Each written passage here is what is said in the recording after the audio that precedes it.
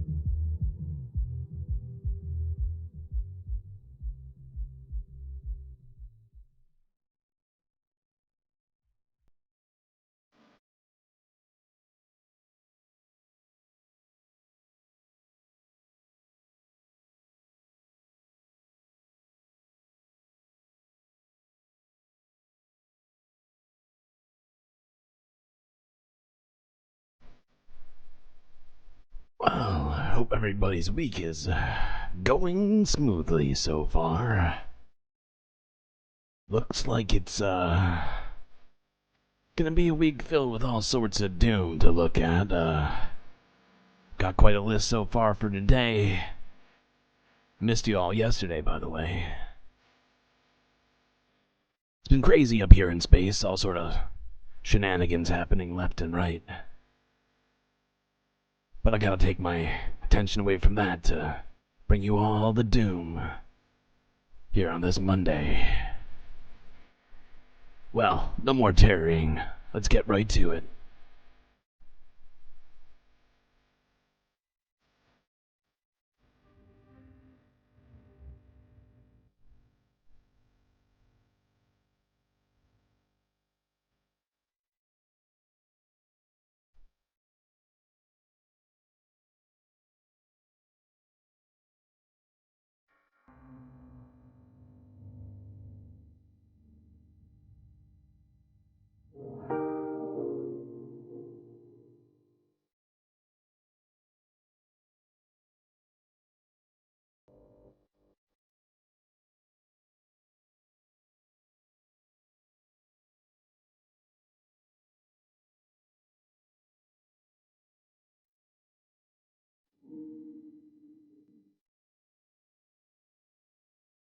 Okay. Let's see. Everything good? Good to see everybody here. Shout outs to all of you. Obsolete, Aaron, Ponzi, AC, Moa Noip, Donald James, Morbius, Pitchforks, both dragons, BCat, good to see you. All the mods in the chat. My dogs, Latino, Mafune. My god. All the peeps, all the peeps. Okay.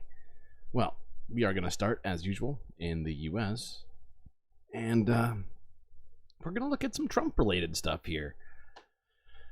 This is an MSNBC piece, which we're not going to watch the entirety of, but this is from a day ago, where legal experts say that E. Jean Carroll could sue Trump for a third time.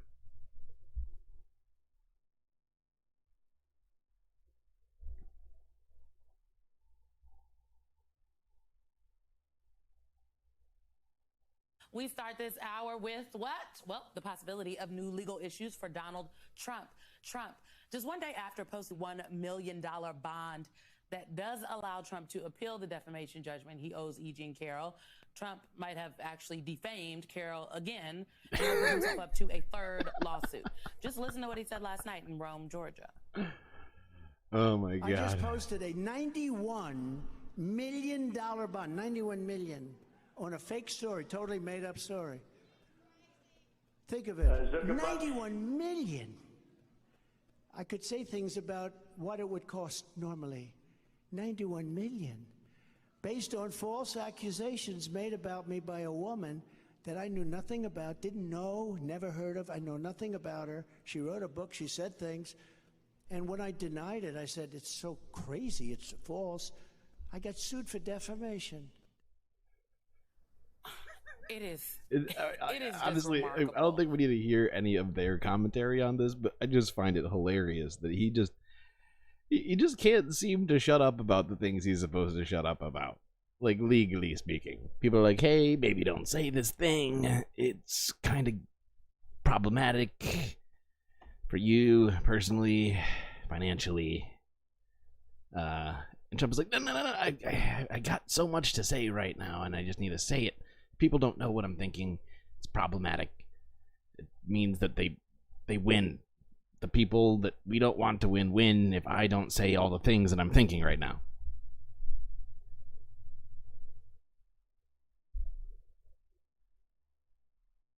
Trump derangement syndrome. That's not that's not a real thing.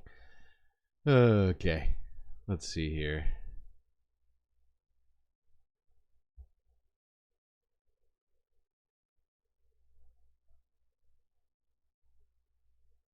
By the way, I'd point out that this channel, if this channel has Trump derangement syndrome, then literally everyone has it, okay? Because I barely bring up Trump on this channel. I could talk about him every day because there's a news story about him literally every single day. But I don't, you know? Because it's not of the most importance to keep track of every word that he says because most of them are stupid. Okay, what was I? What's up next here? Ah, yes. This is Donald Trump on CNBC this morning. A channel for stupid people. And he's here to tell us some very stupid things. So let's listen to this stuff. This is fun.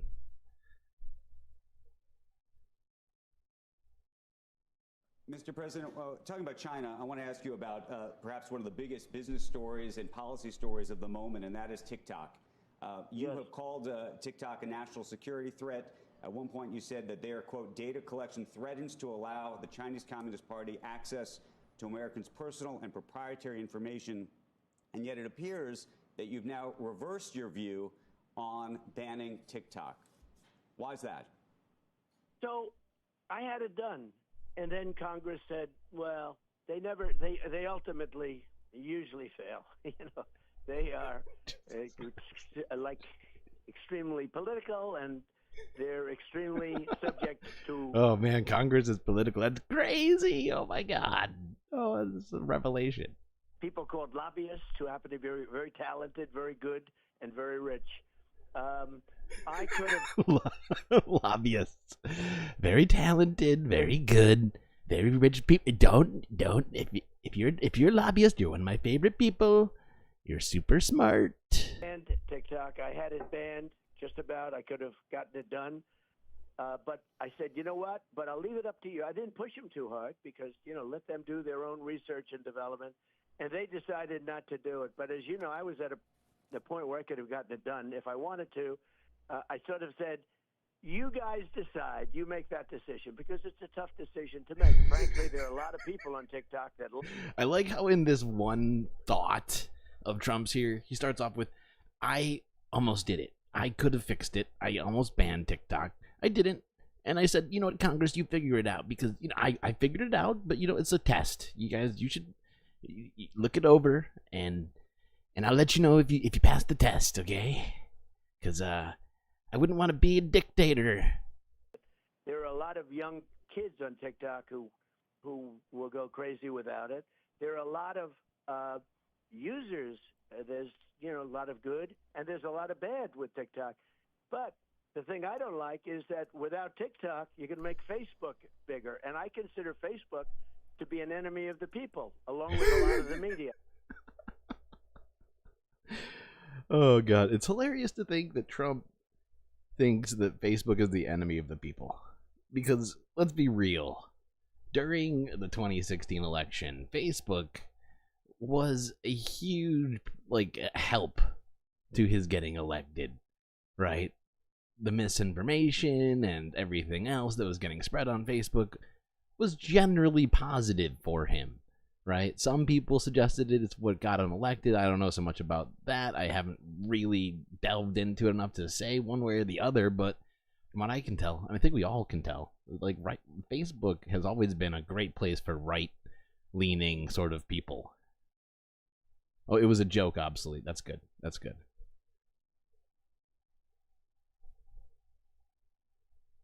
What Facebook did with lockboxes, with the 500. Facebook book. Facebook. Facebook Fun. book. $1 million Zuckerbucks lockboxes that he put in. I mean, I consider illegal, but they put people in jail when they spend. I love that one. That one's great. Illegal. Interesting. Put people in jail when they spend more than $5,600 in a campaign. They go to jail if they're $200. Look at Dinesh D'Souza. Right. They put him in jail over. Oh, poor Dinesh. And yet, Dinesh. Oh, we all got to be nicer to Dinesh D'Souza. I mean, that guy. Jeez, he's just trying to be, just a guy who tells people stuff. Regardless of whether or not that stuff is true, it's not important. Don't ask yourself whether or not he's telling you true stuff. That's illegal. So just focus on the important shit and think about how Dinesh D'Souza is a victim.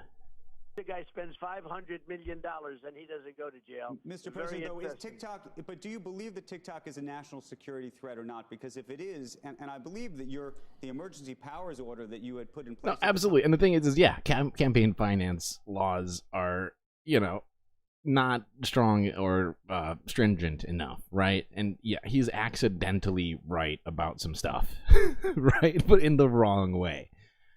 100%. Suggested that it was. Was that not true? I do believe that. I do believe it, and we have to very much go into privacy and make sure that we are protecting the American people's privacy and data rights.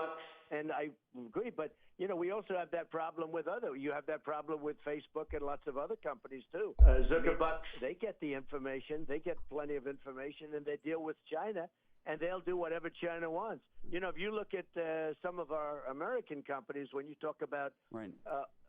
Highly sophisticated companies that you think are American, they're not so American. They deal in China, and China, if China wants anything from them. How many times did he just say China in that one thought? It sounded like about 7 Chinas. Hold on, we're going back.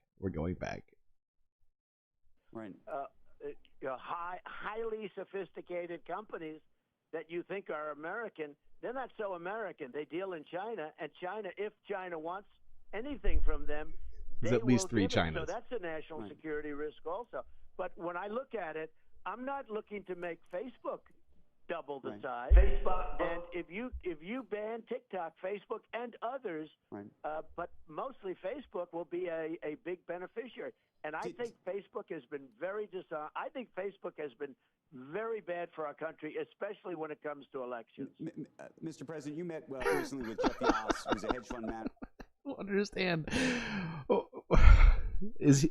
Has he been like body snatched by somebody else? I'm so confused because it just seems like he's criticizing himself. Am I losing my mind? I feel like I'm taking crazy pills. I swear to God, chat. Has a stake in TikTok. He's a huge GOP donor. Steve Bannon has suggested that you've been paid off to switch your view. How did your view change? How did that come about? And did you have a conversation with Jeff Yass about it? No, I didn't. I met with him very briefly. I made a speech and I said hello to him and his wife, who's lovely. And actually, her primary... Wait, he said I didn't even speak to him. I just said hi to him and his wife, who are lovely. That sounds like speaking. I could be wrong. His wife was lovely.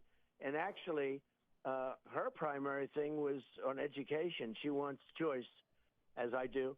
And she mentioned to me more than anything, we talked about education. It was a meeting that lasted for a few minutes. Yeah, so he said he didn't talk to them and then immediately contradicts himself. And then we had a meeting. We talked about stuff, the weather, school choice. Okay, well, if you thought that Donald Trump, it's not possible for him to talk more about China in the same interview, you are so wrong. Because we got another clip here, same interview of him really telling us how he feels about China and some big ideas on economic policy. Proposing a 10% tariff, if you will. And I wanted to ask you about that because the Center-Right American Action Forum, which is a think tank, said that they thought the plan would, quote, distort global trade, discourage economic activity, and have broad negative consequences for the U.S. economy. Well, they're wrong. It would distort international trade. They're wrong. Great. Good start. Oh, God. Bring it back to the United States. We have companies. If you look at India, you look at China, you look at so many different countries, they're smart, much smarter than our country. We were getting ready to do this, and I had it just about set. But you don't think it would result in higher prices for American families? By some estimates, it could be the equivalent of $2,000 a family, according to economists. No, I think I think taxes could be cut. I think other things could happen. So stupid. Oh my God. We're all going to have to pay our taxes with Zuckerbucks. We are in trouble, folks. But seriously, the whole tariff thing, I just don't understand why it is that Trump thinks tariffs don't increase prices. Somebody told him this at some point, and he's been just kind of just believing that. Face value, no questions. But they inherently make things more expensive, right? And rather than using this sort of like, quote unquote, I guess you'd call it sort of like, not really Keynesian, but really this sort of quasi-regulatory framework to try and use the free market to bring companies back to America. It's like, oh, if we make it too expensive, if we make it prohibitively expensive for companies to do this out there by taxing stuff coming in here, they'll definitely not move it to a different country that's not China. Like, that's the thing, right? It's like, if you put tariffs on China, right, somebody else is going to pick up the flag and run it, right? Try and run it back. Because, like, if it's just on that one country and it's not on all imports of steel, right, someone else will figure out a way to undercut American steel manufacturers, right? It's just the way it works. That's how free market capitalism works. Facebook. Whoops, that's the wrong one. Zuckerbucks. There we go. Zuckerbucks. More than adjust that, but I'm a big believer in tariffs for two reasons. Number one, I fully believe in them economically when you're being taken advantage of. Number one, I fully believe in them economically. That's literally, oh, that's brain-breaking nonsense right there. That's not an answer at all. By other countries. For instance, China was taking advantage of us on the steel. They were destroying our entire steel industry, which was never doing very well over the last 25 years anyway, but, you know, because it's been eaten alive by foreign competition. And they were dumping steel. I put a 50% tax on China steel coming in, and every person in the steel industry, when they see me, they started crying. They would hug me. They would kiss me. Sir, you saved. Oh, this one really makes me laugh inside because the second he says, I like they were crying and they were hugging me and they were kissing me. I just start imagining all of these steel workers covered in, you know, like soot from working in the steel factory, overalls. You know, this is very stereotypical sort of description, but it's just what comes to mind. It's a vivid image of just sort of like gruff, you know, 5 o'clock shadow having steel workers and ladies, so not everybody's got to have the 5 o'clock shadow, but just a bunch of surly looking people just slobbering over Donald Trump, crying.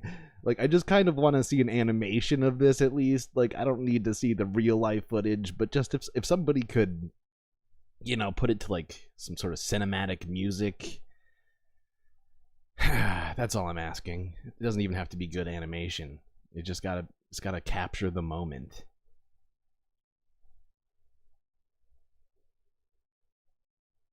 Our industry. This is the kind of cognitive dissonance that makes you want to steal batteries.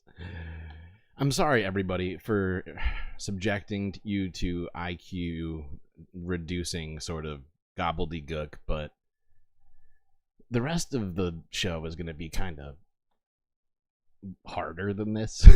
So I figured we'd start it off with something slightly less consequential, hopefully. I mean, if he does become president again, that's gonna be it's gonna be much more consequential. But anyway, adult baby channel.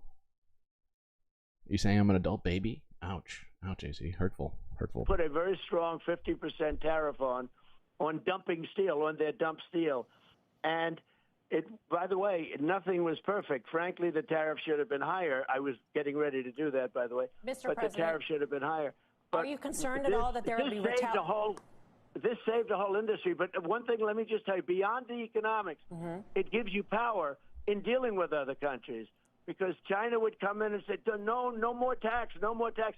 They were absolutely fine for me to deal with because they were so petrified of me putting on additional tariffs. And we don't use that. China is right now our boss. They are the boss of the United States, almost like we're a subsidiary of China. Wow, China's our boss, everybody. You heard it here first. It is breaking news. China, the boss of America. GG, America. Illegal.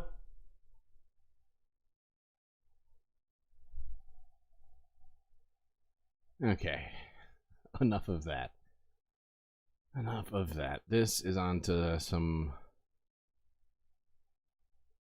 slightly more unfortunate, I guess you might say, happenings. It's hard to say, really. Just really a bunch of unfortunate happenings going on. But this next thing is something that came out 4 hours ago from A More Perfect Union. It's a great channel. They've been really growing quickly, and this one's entitled Chicago's Radical Solution to End Homelessness. Let's see what Chicago's got for us, huh?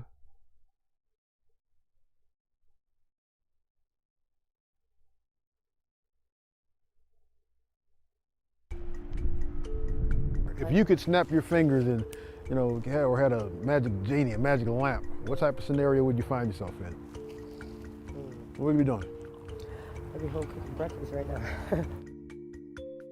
The cost of housing is out of control. Across the country, there's an extremely alarming result. more Americans are now homeless than ever on record.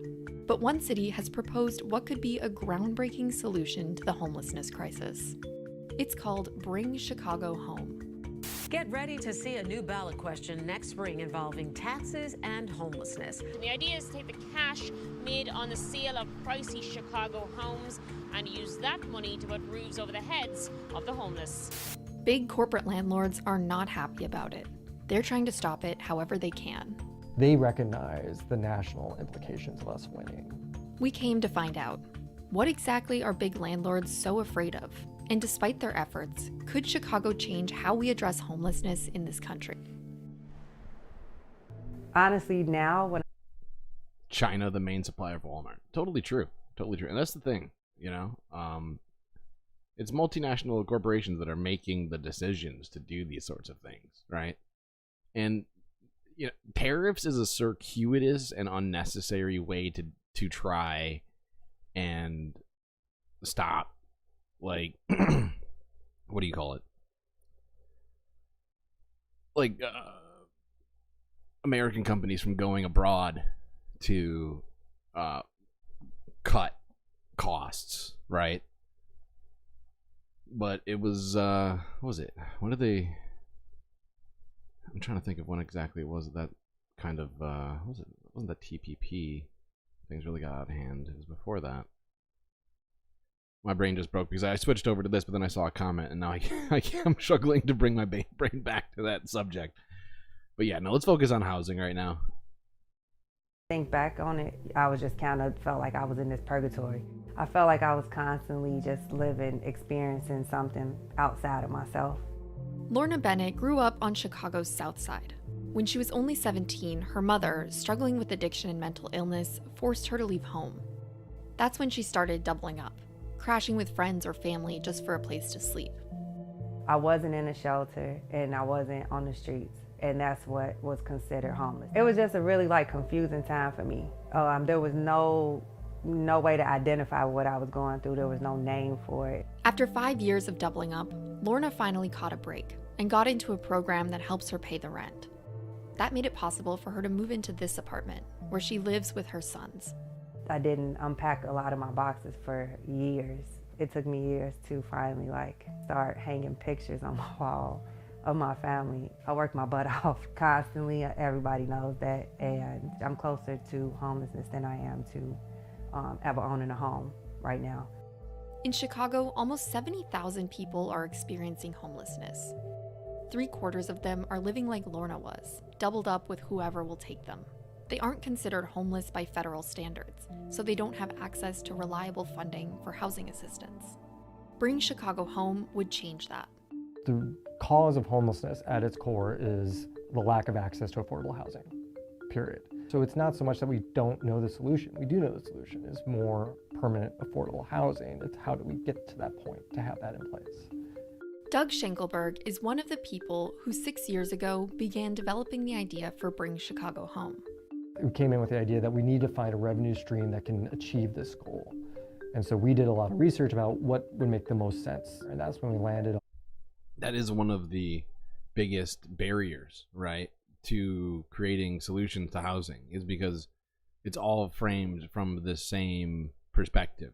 It needs to somehow have a revenue stream.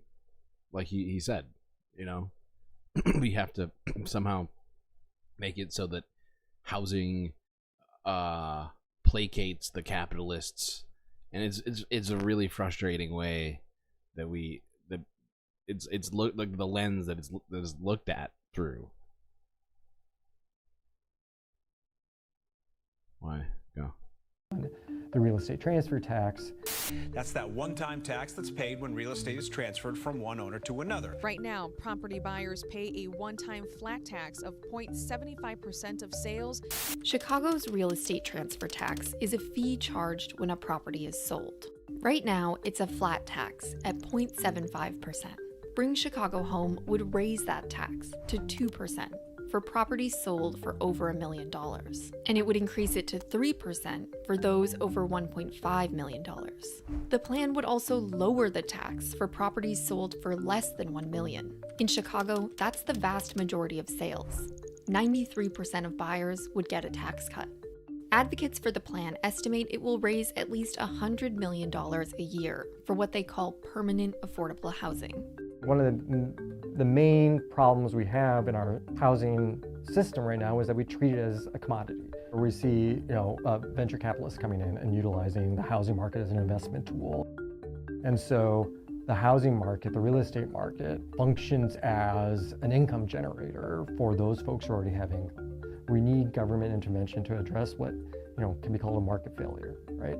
That our markets aren't designed to serve people experiencing homelessness. If you're talking about a real estate market that is driven by profit, why not tax those high-level profits to serve those people who are cut out of the system because of... I mean, here's the thing that I think that should be happening, like on a major scale across the United States, like on a federal level, right?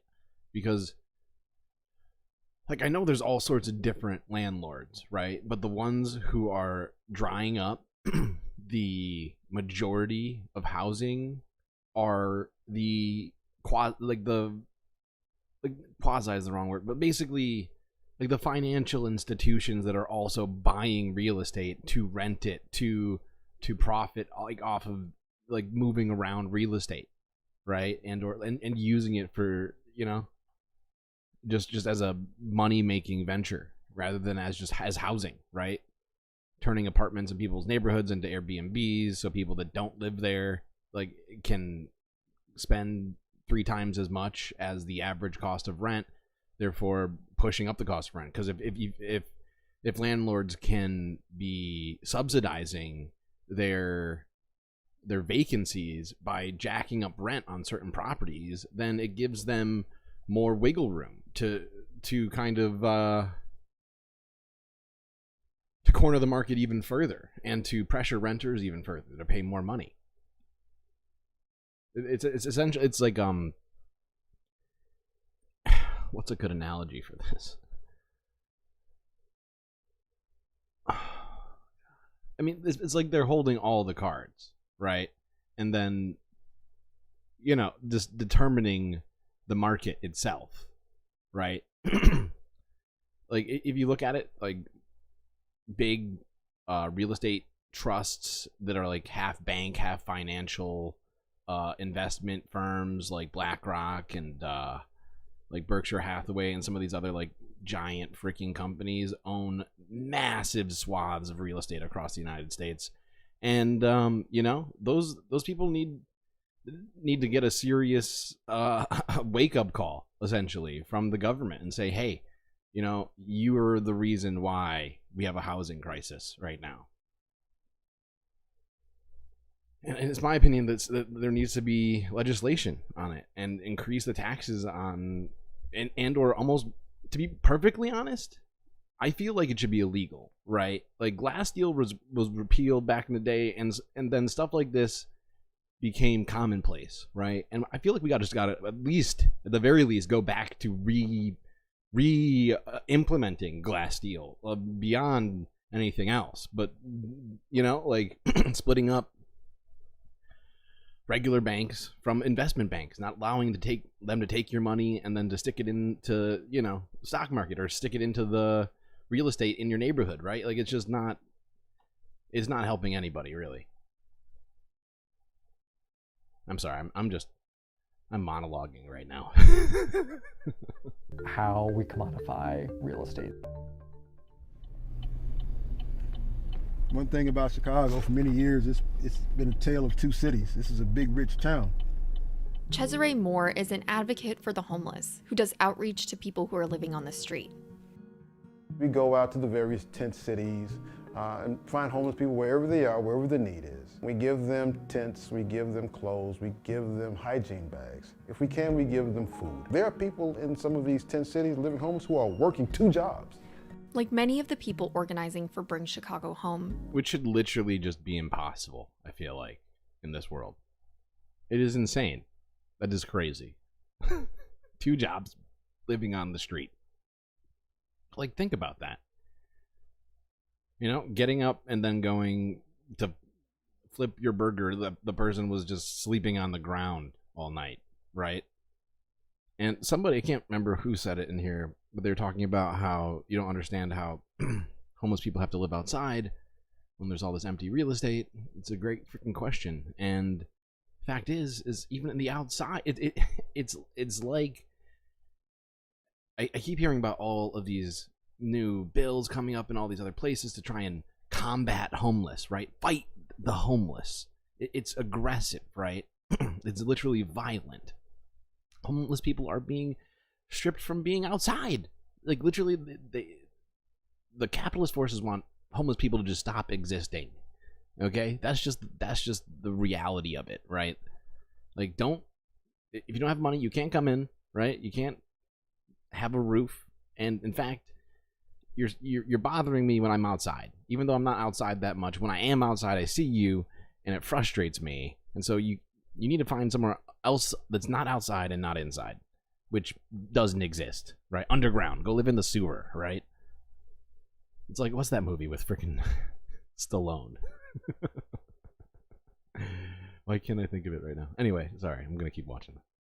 Ray himself is homeless. Right now, he's living at a transitional housing facility that provides meals, mental health care, and job counseling. Those are the types of services that Bring Chicago Home proposes to scale up dramatically across the city. But according to the real estate industry, Chicago cannot afford it.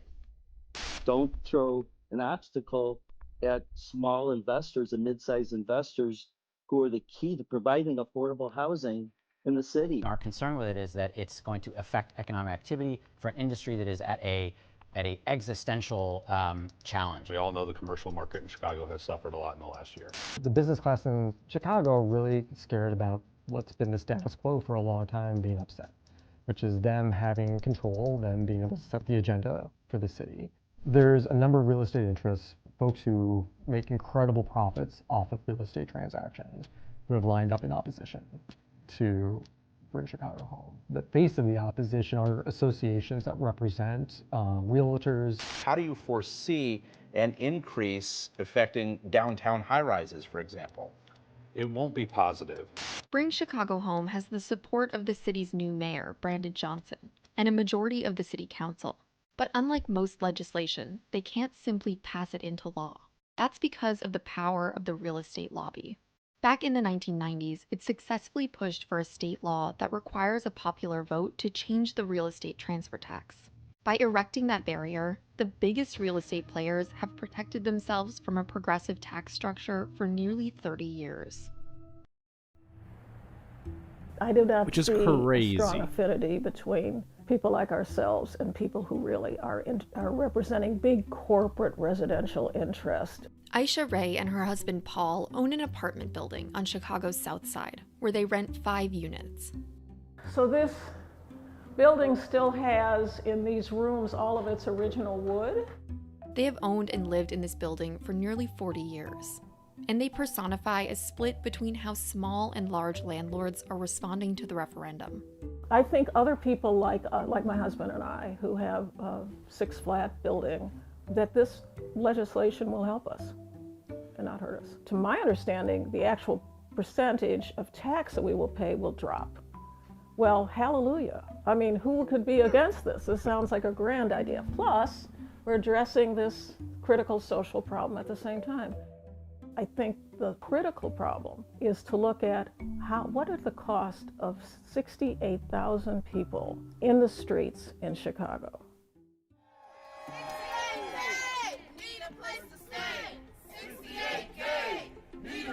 I mean, that's a totally fair point to bring up, especially since it's always kind of framed in this sort of pessimistic capitalist perspective. But having 70,000 people homeless on the streets or between places and unable to find permanent housing adds to the cost of like infrastructure, because people have to camp out on benches or whatever else and have to do these sorts of things because they have no other choice, right? And it's crazy to me that people don't see any of the connections. Like it's always so good to hear people who actually get it. I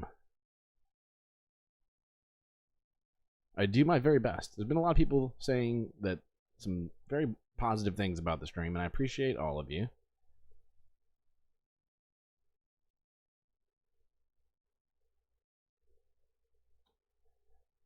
I'm just trying to focus on the important stuff, and there's just so much important stuff that I feel like I'm doing this all day, every day. Okay. Because, like, the second I'm done streaming, I'm, like, looking at what's happened while I was streaming. What happened in that 3 to 4 hours that I was streaming? Oh, God. Oh, God, the world's over. Oh, why was I streaming? Just kidding. Oh, God damn it.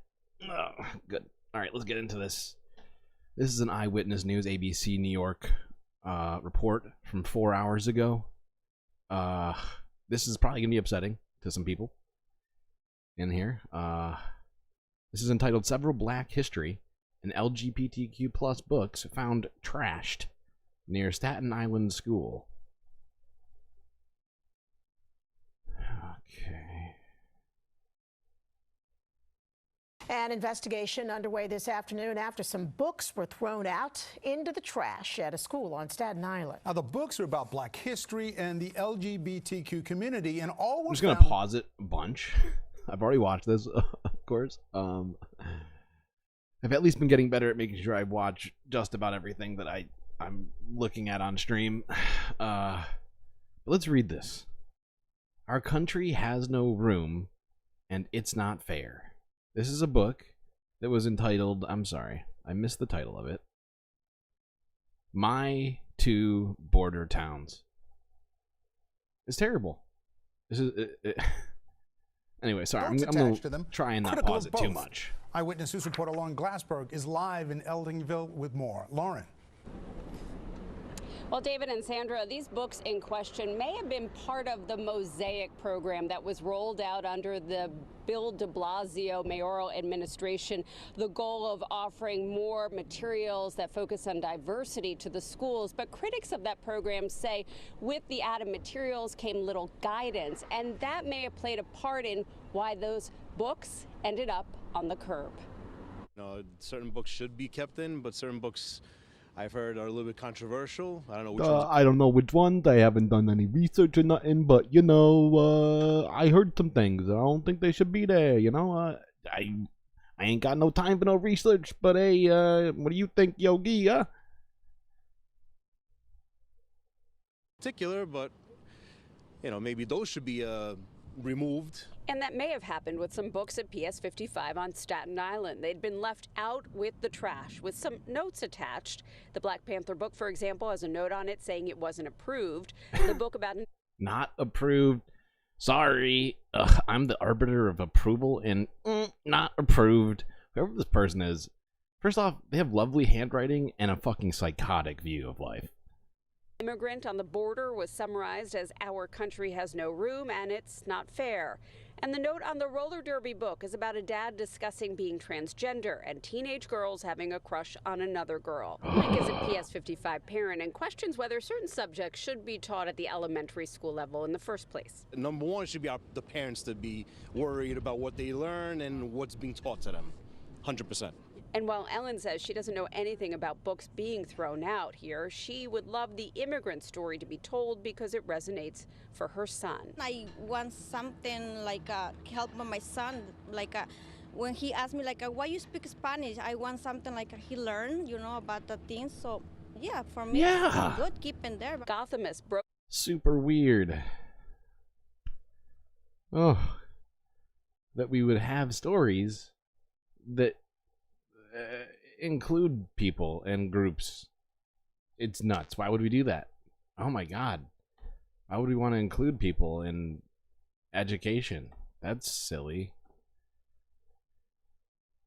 Sorry, Chad. I'm being overly dark and sarcastic. There's no point in you betraying your Anyway, fucking hell. I'm just like losing it right now listening to this because like what first off, like if you got a problem with something, Like, don't go to the library and pick up a book and start throwing them out because you've got a problem with it, okay? That's... You're taking things upon yourself that are not your responsibility. Okay? That's not the way things work. And it's just, it's just so weird to hear people just constantly getting upset about books who also claim they want free speech, right?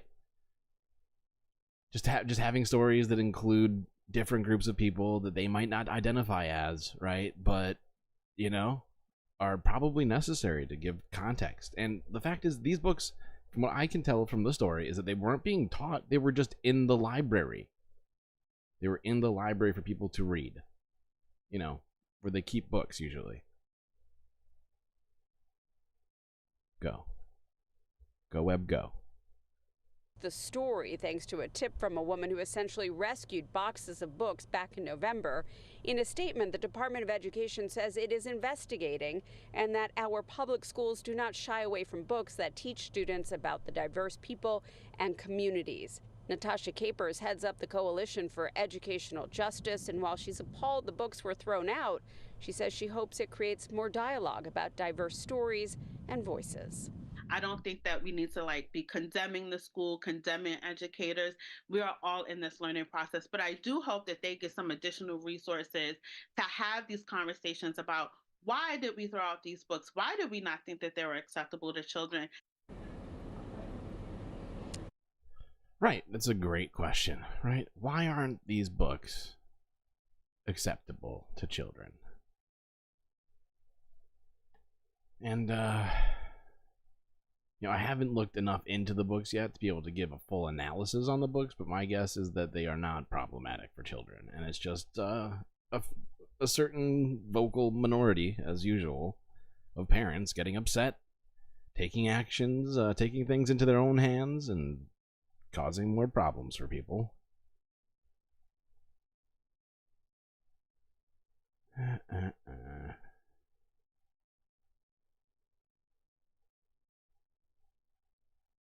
So yeah, that was New York. Well, actually Staten Island, excuse me. Sure, people would take offense, potentially, to that. Next one, though. This is another deeply upsetting video. But it seems like there's some attempt to something being done on this situation. This is from NBC Bay Area. The video is entitled "Warden Ousted as FBI Again Searches Again." Searches California Federal Women's Prison plagued by sexual abuse.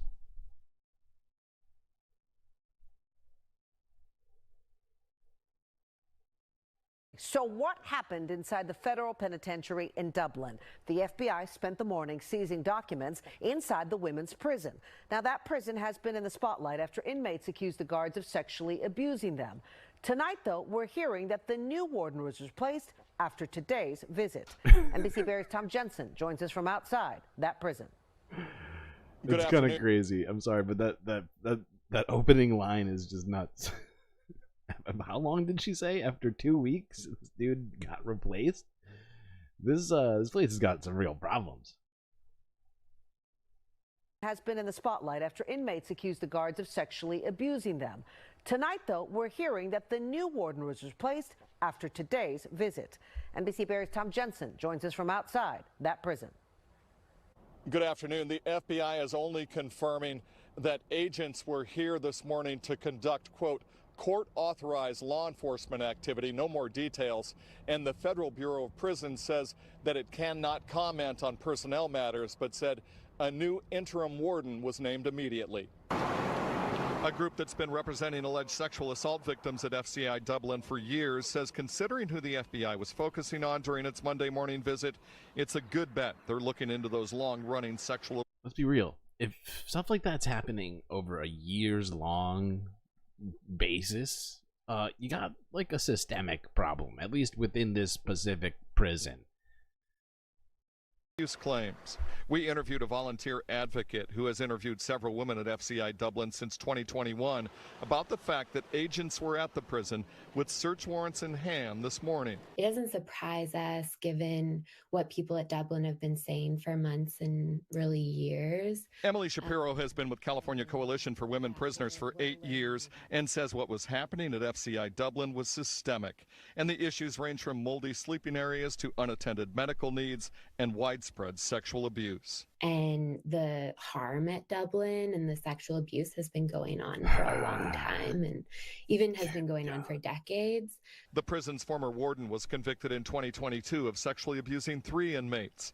And last July, 2 former guards were charged with abusing several more female inmates. 8 of the survivors joined in a class action lawsuit filed last year against FCI Dublin and the Bureau of Prisons. But Emily Shapiro says she feels there is still a culture of retaliation. Prisons need to stop being like so fucking problematic, right? Where supposedly law-abiding people go to commit more crimes on criminals. Just because they're criminals doesn't mean you get to commit crimes on them, right? There's still supposed to be laws. Prisoners are humans too. They still have rights, and it really pisses me off when people just have their rights violated just because one or another life situation. And I'm not saying I don't know anybody in this prison. I can't speak to any of their innocence or guilt. But I guess my point is nobody deserves to be sexually abused and put into those sorts of types of conditions, Like they're supposed to be getting, what's the word? Rehabilitated. And that's what we need prisons to do more than anything. Whoopsies. Foul. Just foul.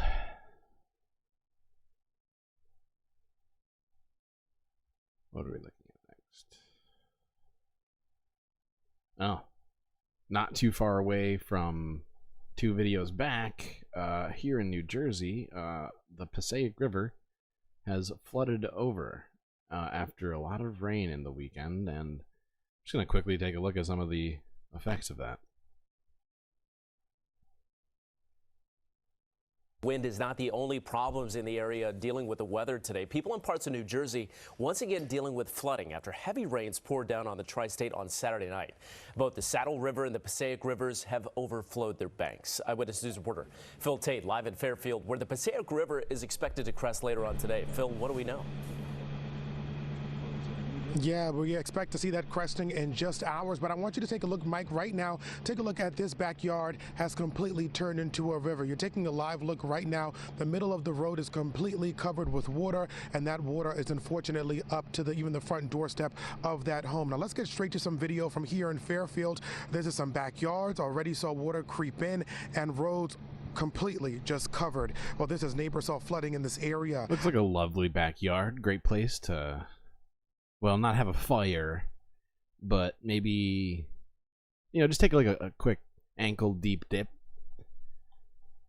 By the way, at least my knowledge of the Passaic River, which is in New Jersey, it's kind of long and winding, almost like a really, really big creek, which connects a bunch of other estuaries and ponds and lakes together. So you get a lot of rain. A lot of things feed into the Passaic River, and then the people living along it start having issues. A number of residents had already done some preps, moving their cars to high ground in anticipation of the water level continuing to swell overnight. Well, over in Lodi Saturday, this was video we captured as roads were also covered with much water as an emergency vehicle just tried to make its way through. But in the backs of the minds of neighbors was the memory of that extreme flooding we saw back in January. Water slipping into backyards, basements, and anywhere in between in parts of low-lying areas in New Jersey. Let's take a listen. Every time that there is a rain, I'm worried about flooding and all that, and I have to look on the window. Is it halfway yet? So it's all worries all the time. It's so hard. It's so expensive. Can't afford it's too much money to move. I'm always. Which is crazy. Think about that. Basically, like living in an accidental lake and being like, I don't have money to move. Fuck. Oh, God, we got so many problems. Gotta start fixing these things. I feel like they're really piling up. Chat, any ideas? Any ideas? Fun fact, the institutions of slavery and indentured servitude were never actually abolished, but nationalized as punishments for crimes. It's funny, I saw a video on that recently, very recently, I think maybe today. And I've always been aware of this, but yeah, I actually considered looking at that alongside that other video, but I just have so much stuff to cover, as usual, and so I had to sacrifice something somewhere, so I didn't look at that. I was like, I'll put this and watch later. Watch this another time. I'm not seeing a lot of great suggestions from chat. I'm a little disappointed. I thought you people would have solutions to all the Earth's problems. Come on, people. Let's get it together. With our powers combined, we can do it. Chat.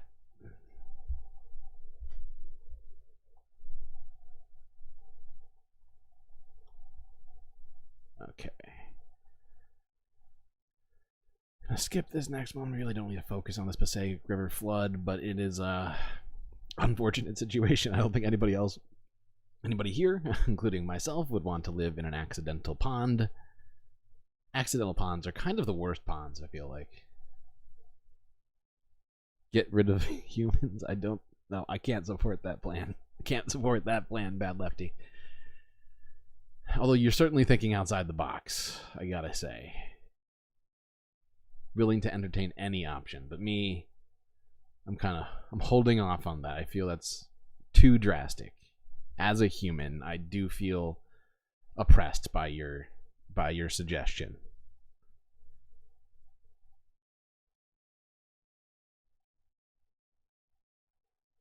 It's our only hope. Fuck. Come on, chat. I thought you were gonna have constructive ideas. These are not constructive, okay? Human death cult's not the plan. I'm just gonna say that now. I know this is called the Doomer Report or some version of that most days, but hey, just gonna say it now. We still have options for the time being. I will let you know when I feel like I've changed my mind on that. I'll keep you up to date. Fuck.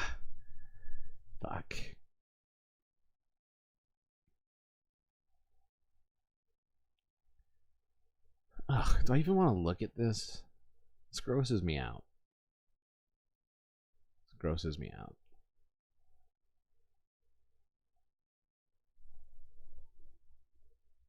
To make it up to me, you've pressed the like button. Wow, thanks, Bad Lefty. I appreciate that.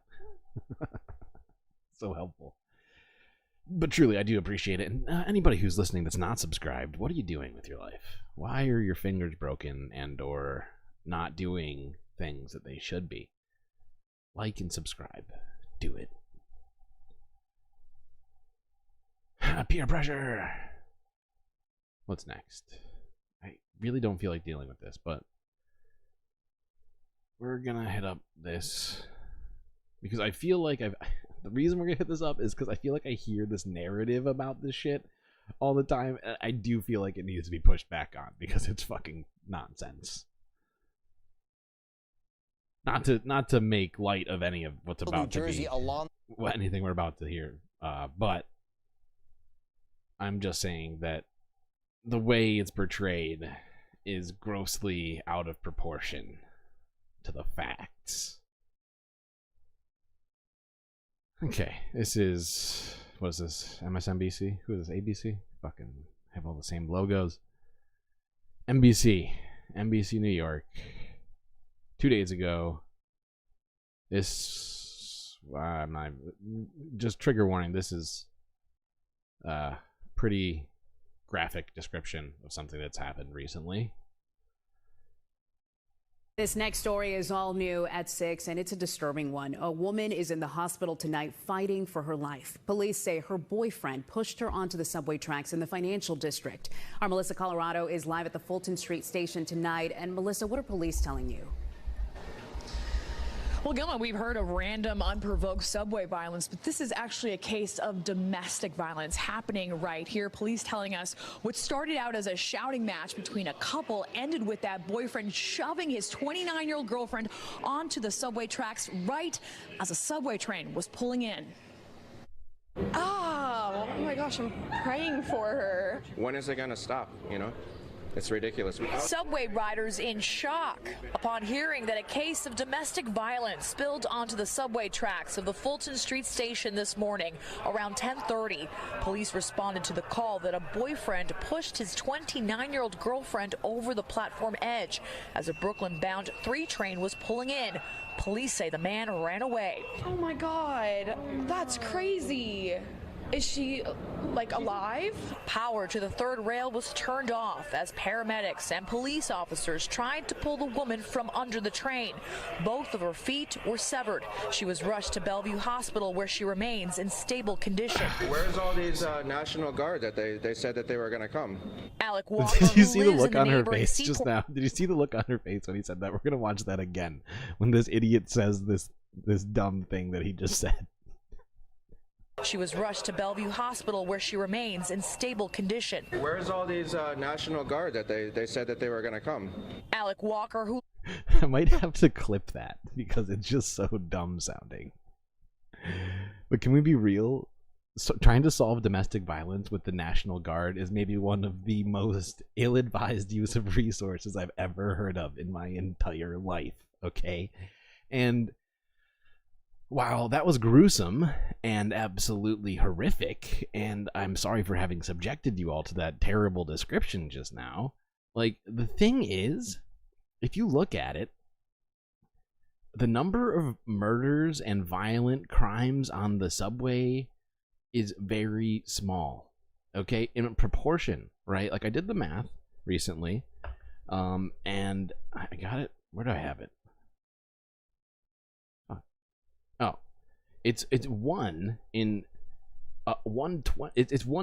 millionth of a percent of people who ride the subway encounter or are the victims of a violent crime or murder.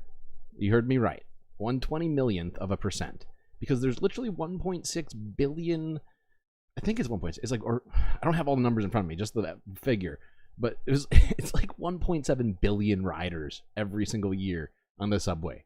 And there's like 5 murders. And people are like, oh my God, the subway is a lawless, just dystopia of homeless people attacking everyone. And it's like, no, that's not what the facts say. Please look at the facts first, and then let's have a reasonable discussion about this. Because yeah, was that horrific and terrible? Yeah, of course. Nobody wants to hear a description of a woman who had her fucking legs decapitated, or whatever you want to call them, removed from her body by a train because her boyfriend was upset at her. Right? It's fucking crazy. This dude should be in jail, and the fact that he got away is a real problem, right? But this dude's suggestion that we need the National Guard to solve domestic violence is nonsense. There's literally no basis of reason for that suggestion.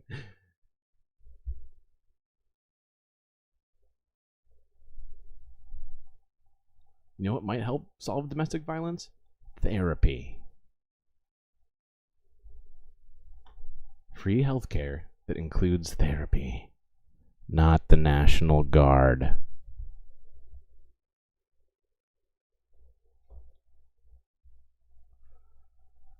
Sorry, chat, but when I saw that, I was both horrified and just like dumbfounded at the same time by everything I saw and heard in that video. Okay. Do we watch this one or not? Why am I always waffling between watching videos and not watching them? Giant ice cubes. Is that your solution? Are we still coming up with solutions for the problems? I feel like giant ice cubes. Isn't that from Futurama? Or is it Futurama, or is it The Simpsons? Or is it both?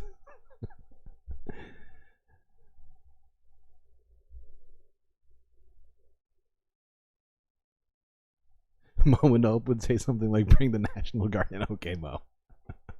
Hopefully you wouldn't sound as dumb as this man when you said it. My feeling is that you wouldn't. You would not sound as dumb. Okay.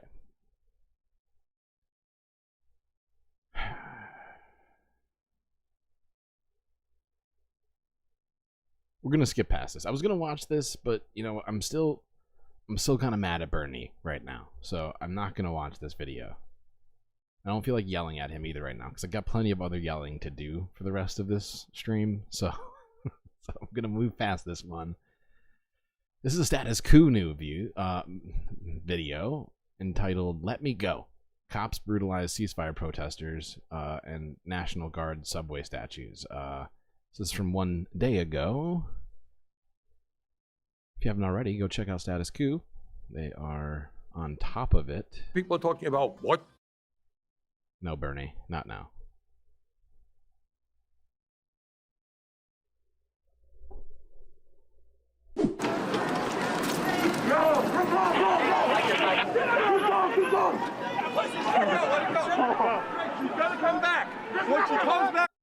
I can already tell that my ears are going to get blasted, so wait 1 second. I got to do something here to fix that.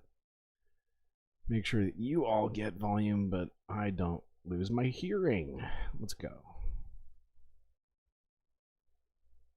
Just drop him! Just drop him! When she comes back! Get this girl back! Let it go!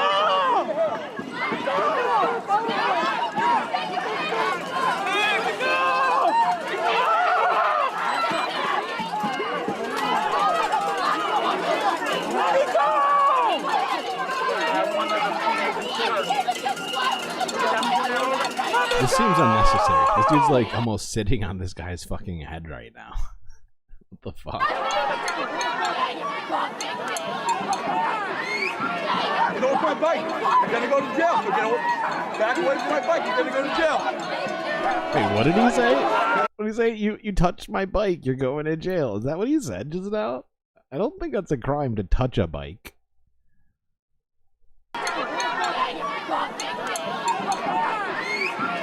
Get off my bike! You're gonna go to jail! So get back away from my bike! Get off my bike, you're gonna go to jail. Wow, who knew touching someone's bike is a crime punishable by jail? Watch out! Watch out, people! Stay clear of bikes.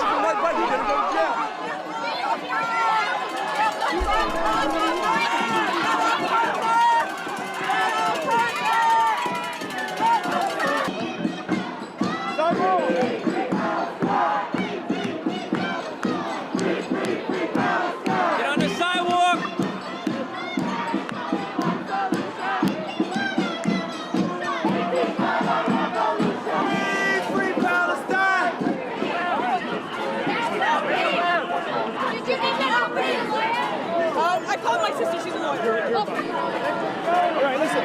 Make sure you get their back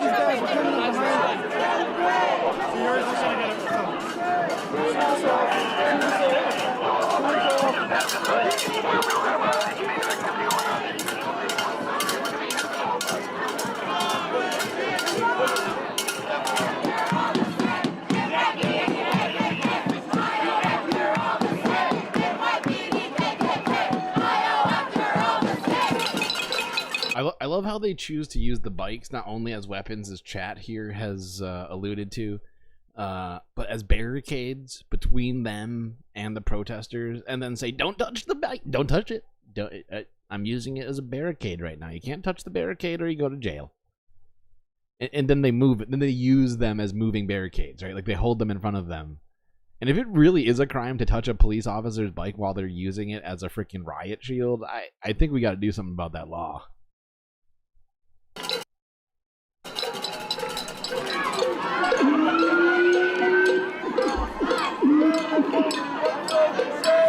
On the sidewalk! On the sidewalk!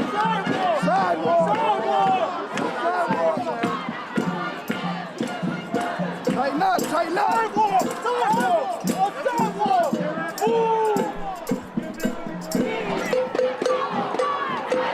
Such bravery. Such bravery by Lefty is right. Heroes.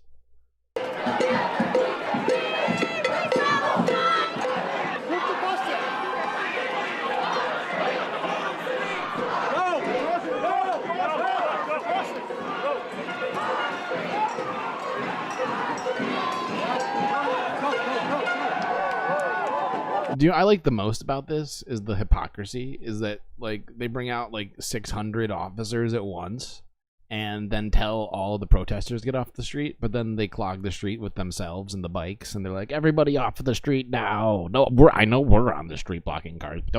Don't tell us what to do, okay? We're doing our job of keeping you off the street. We're gonna continue to block traffic a little bit. NBD, we are the NYPD. That's how we do.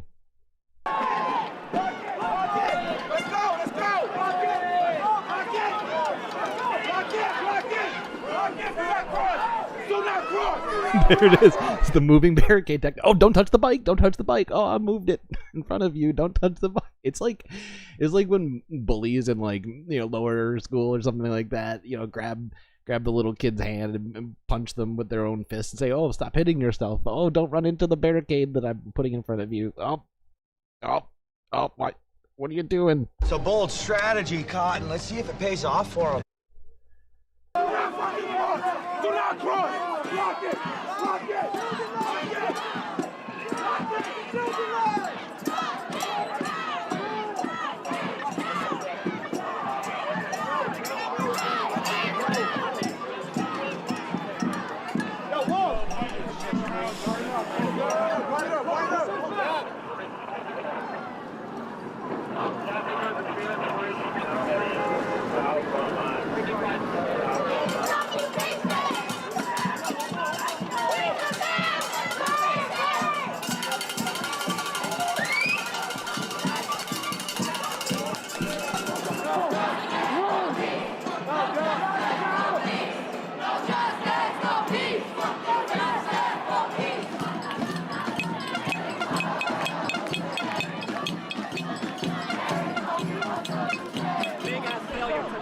That sign is right. Joe is just eating ice cream while people die.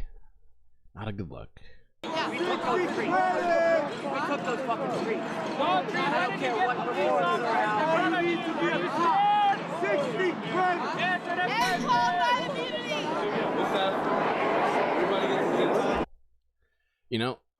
this might be something you don't know, chat, but obsolete optics is not just the combination of red and blue LEDs that's disorienting. They're actually set up at intentionally disorienting strobe patterns. There's actually strobe lights, mostly. Most of them have like miniature strobe lights inside of them. So they create optical illusions and effects that you might not even be aware of.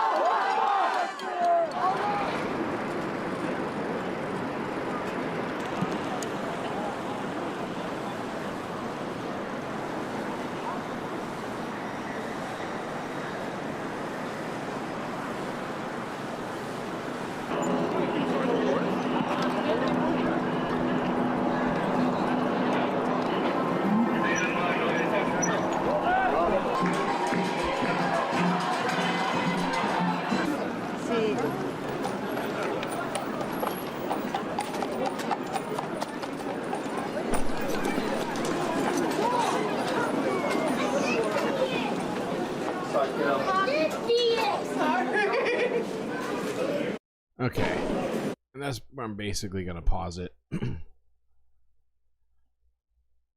Okay. Well, people are still out there protesting, and we should all be in solidarity with them. 83. Holy cow. Joe Biden's age has already surpassed his technical actual age, I think. Right? Am I wrong? Wait, no, maybe not. Is 81? I forget. I just know he's old. What's next?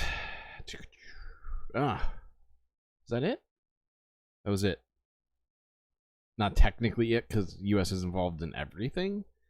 But that's it on U.S. news, folks. We're moving on now to U.S.-related news in Haiti. This next video is a Democracy Now! Video. It's shocking. I know we never watch Democracy Now! On this channel. Joke. I kid. But yeah, this is entitled Empire's Laboratory. How a 2004 U.S.-backed coup destabilized Haiti and led to the current crisis. Based.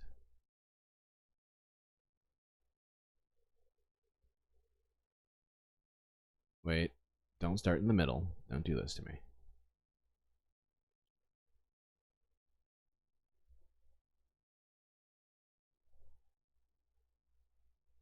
That can't be it for U.S. news. Yeah, it's misleading, isn't it? It really is.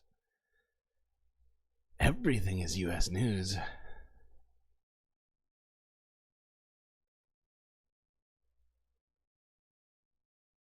All right, Amy. We begin today's show in Haiti, where fighting continues between police and armed groups calling for the resignation of the unelected Prime Minister Ariel Henry. Over the weekend, police and palace guards worked to retake some streets in the capital, Port-au-Prince, after armed gangs launched large-scale attacks on at least 3 police stations. Haiti's been under a state of emergency for the past week, with tens of thousands displaced amidst the fighting. UN officials are warning Haiti's health system is nearing collapse due to shortages of staff, equipment, and other resources to treat a growing number of wounded patients. Meanwhile, the U.S. military said Sunday it conducted an overnight mission to airlift non-essential U.S. staff out of Haiti and to boost security at the U.S. Embassy in Port-au-Prince. Caribbean leaders issued a call late Friday for an emergency meeting today in Jamaica. They've invited the United States, France, Canada, the UN, and Brazil to the meeting. CARICOM, the 15-nation Caribbean bloc, said in a statement, quote, "The situation on the ground remains dire." Ariel Henry was appointed prime minister after the July 2021 assassination of President Jovenel Moïse. Henry still has not returned to Haiti after a trip to Kenya, where he was seeking a deal for a long-delayed UN-backed mission to Haiti. Kenya announced last year it would lead the force, but it has effectively been placed on hold. Henry arrived in Puerto Rico Tuesday after he was unable to land in the Dominican Republic, with the Dominican president saying Henry was not welcome in the country for safety reasons. For more, we're joined by Jemima Pierre. Before this guest gets started, I just want to point out something that I didn't mention in our previous coverage of Haiti that I essentially had forgotten because there's so many details when it comes to global whatever events and such. But Ariel Henry was actually appointed, if I'm not mistaken, only days before the assassination of Jovenel Moïse by Jovenel Moïse. And it's a very, very interesting situation that, because the thing is Jovenel Moïse was very much disliked in his time.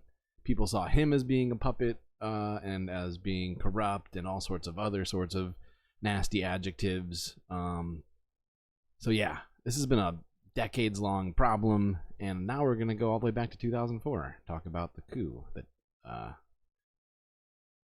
supposedly destabilized Haiti. Professor at the Social Justice Institute at the University of British Columbia in Canada and research associate at the University of Johannesburg. She's a Haitian-American scholar and co-coordinator of the Black Alliance for Peace's Haiti Americas team, which has been closely following the crisis in Haiti. Her recent article for NACLA is headlined, "Haiti as Empire's Laboratory."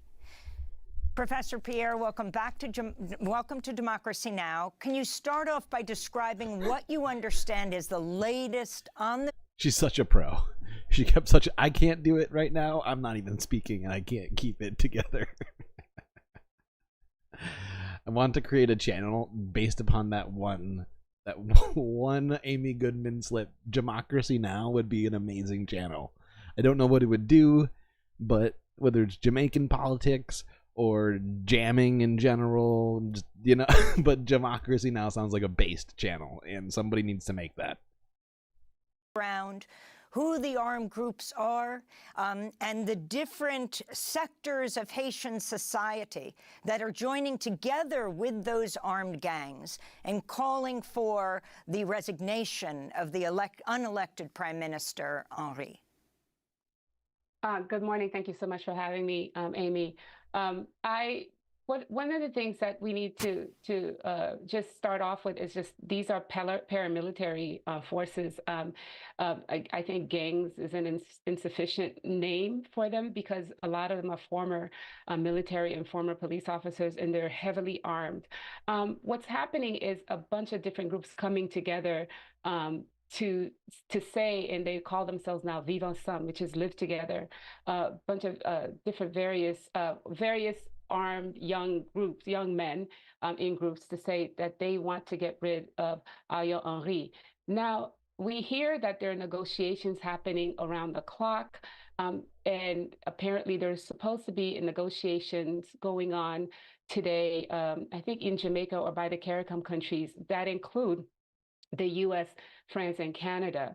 The problem, though, is the fact that there are all these negotiations going on outside of Haiti by many foreigners with no main participation from the Haitian masses.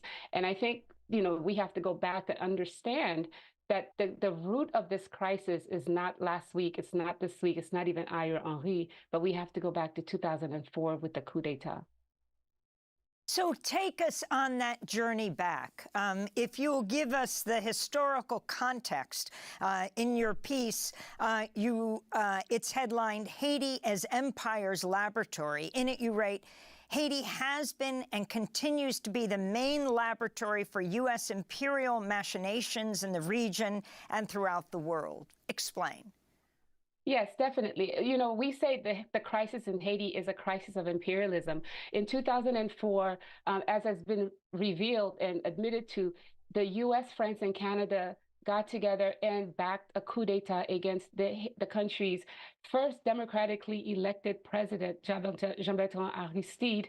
And the U.S. Marines flew into his home, put him on a plane with his security officials, his wife, and aide, and flew them to the Central African Republic. And people can actually go to the Democracy Now! Archives, which covers this live. And I remember listening to this happening live. I love how she just referenced a former Democracy Now! Article in a current Democracy Now! Report. Oh my God, it's a democracyception. And the point of this was that this coup d'etat, which was led by two permanent members of the UN Security Council, was then sanctioned by the UN when these same two members of the UN Security Council, and that's US and France, basically pushed the UN Security Council into sending a multinational military force to Haiti, armed under Chapter 7 deployment. And that itself was illegal because the original coup d'etat was illegal. The US ambassador to Haiti and the deputy ambassador were in the process. They're the ones that named who the interim president would be, put together a council of sages that basically restructured Haiti's elected president. And back then we had 7,000 elected officials. Today we have 0. And over time, I say Haiti has been under occupation because it is this military occupation, the minister occupation that went from 2004 to 2007, that established the core group, that it's an unelected group of Western officials, including Brazil, which led the military arm of the occupation in 2004 under Lula, which led then, which has been controlling all the actions in Haiti, down to naming who the prime minister would be, Ariel Henry, after the assassination of Jovenel Moïse. I have to quickly say, though, one of the key things that happened is in 2010, after the earthquake in Haiti that killed hundreds of thousands, where the U.S. pushed the sitting president, René Préval, to have elections. And in the WikiLeaks papers revealed to us later that Hillary Clinton actually flew to Haiti and change the election results, where Michel Martelly of the PHTK political Oh my God, party. Hillary Clinton involved in regime change. Don't tell me that. Oh God, I am shocked, chat. I am. What? Did not make the first round, but the U.S. forced the Haitian Election Council to actually put him in the second round. And so establishing the PHTK, Michel Martelly, a neo-Duvalier, as Haiti's president, with under 20% of the people voting, with the largest political party in Haiti, La Balance, not being able to participate, we set the stage for what we see today. So by the time... That sounds incredibly undemocratic. By the way, we're going to hit up two things right now. I think we kind of get what is happening, and we've definitely discussed this a lot of days. It seems like at least 3 or 4 days in the last week or so. Just because I do think it's important. But since we are talking about this and talking about democracy, things of that nature, I figured I'd pull up a couple of statistics on the same report, I guess you would say, or data, like spreadsheet. This is democracymatrix.com. They keep track. No, decline. Don't give me cookies. I don't want your cookies, sir. Thank you. This is democracymatrix.com. Ranking of countries by quality of democracy. They are pretty well established through the University of Würzburg. Haiti on the list of, and it's basically, it's ranked between hard autocracy and working democracy, right? So Haiti, pretty far down here, if I'm not mistaken. Sorry, I should have highlighted it or something. Haiti, number 131. It's considered a moderate autocracy, according to the experts. But there is something, since we have been talking a whole lot about democracy in the U.S. recently, you notice something here, or maybe you can't. I'm not sure how easy it is for you to see it on whatever device you're looking at. But you notice America on this first page here, right? Seems to be completely not on the list, right? You go down, working democracies, Japan, Taiwan, Uruguay. Oh, wait. I guess Uruguay just slipped into a deficient democracy. Not sure what happened there. There's America. Whoa, what is that?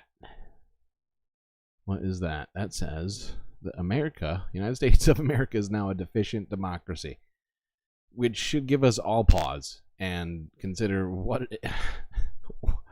the fuck can be done to stop this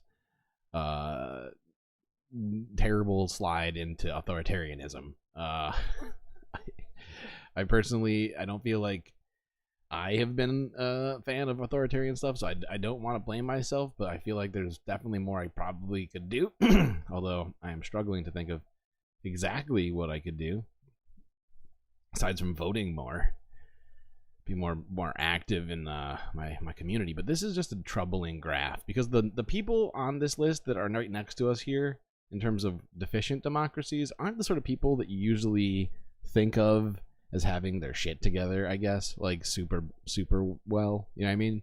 It's us, then it's Cape Verde, Jamaica, Trinidad and Tobago, Slovenia and Tunisia, Malta. I don't even know I always forget how to say that. It's like Vanuatu or something like that. Argentina, Croatia, Romania, South Africa. They're all within like a standard deviation of our ranking, if you will. And you know, Moldova? What? Shit needs to be done, folks. That's all I'm saying.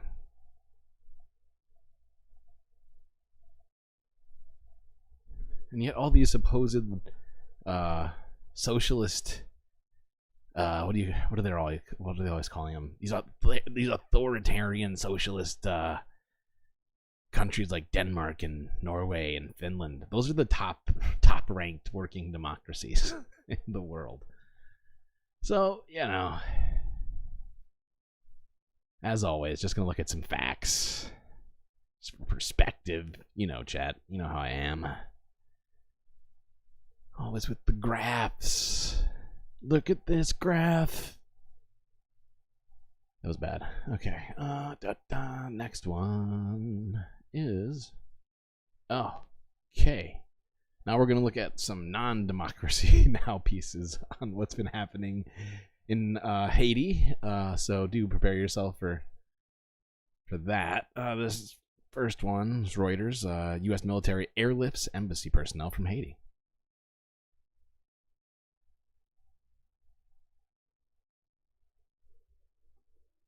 Stalinist Denmark, exactly. Stalinist Denmark and their functioning democracy. God damn you, Denmark, and your Stalinism. The U.S. military said on Sunday it had carried out an operation to airlift non-essential embassy personnel from the country, and it added U.S. forces to bolster embassy security. The move was the latest sign of Haiti's troubles as gang violence threatens to bring down the government and has led thousands... The government that ranks 130th in the world and is a moderate autocracy. Oh no, not the authoritarian government. That's a tragedy, folks. To flee their homes. In a statement, the U.S. military said, "This airlift of personnel into and out of the embassy is consistent with our standard practice for embassy security augmentation worldwide, and no Haitians were on board the military aircraft." On Friday, Pentagon spokesperson Major General Patrick Ryder addressed this possibility and the potential for further involvement from the Department of Defense. We're exploring contingency options to ensure the security of our personnel at the embassy. No decisions have been made at this time about potential deployments. I know there's been some press reports about a fleet anti-terrorism security team. What I can tell you is that DoD will not send troops to Haiti to support Haitian National Police security operations. We have no intention of intervening. And we are not providing assistance to help the Prime Minister return to Haiti at this time. Haiti entered a state of emergency last Sunday after fighting escalated while Prime Minister Ariel Henry was in Kenya, seeking a deal for the long-delayed UN-backed mission which the African country plans to lead. On Saturday, the U.S. State Department said Secretary of State Antony Blinken spoke with Kenyan President William Ruto about the Haiti crisis. And the two men underscored their commitment. It's weird. That seems like intervening. Am I right? Or is it indirect if you go and ask somebody else to intervene on your behalf? Because that feels a little circuitous to me. Not really following that logic there.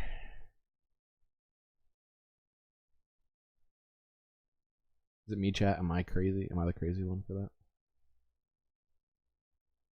Oh, it's been bugging me so much. Oh, it's so much better. Okay, just figured we'd look at some Haiti-related stuff here. I think that's it, right? Oh, God. No. We have to watch one more. Because that was about them airlifting out embassy personnel, the non-essential ones, but this next one from ABC News from a day ago is entitled U.S. Marines Fly In Forces to Beef Up Security Around U.S. Embassy in Haiti. So let's watch this as well, just to make sure we have a full picture. Today, U.S. Marines flying in forces to beef up security around the embassy and to help evacuate non-essential staff. The situation on the ground is becoming increasingly violent as armed gangs attempt to topple the government, leaving innocent people, including some Americans, in the crossfire. Here's ABC's Matt Rivers.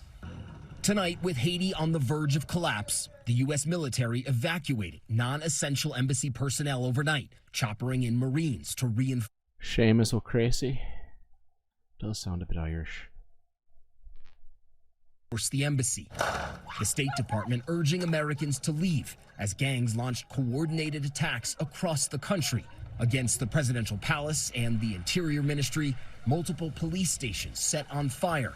Gang soldiers showing off stolen flak jackets. The government now extending a state of emergency, and Caribbean leaders calling an emergency meeting Monday for what they call a, quote, dire situation. And tonight, ABC News speaking to the man behind it all, gang leader Jimmy Cherissier, known as Barbecue. He says the first step... No, not some Americans. Oh, bad lefty. You are always pushing the envelope over there, and I appreciate you. Appreciate all of you in chat. Anyway, I feel like we've gotten a pretty clear picture of what's going on in Haiti, so we're going to move on from this to...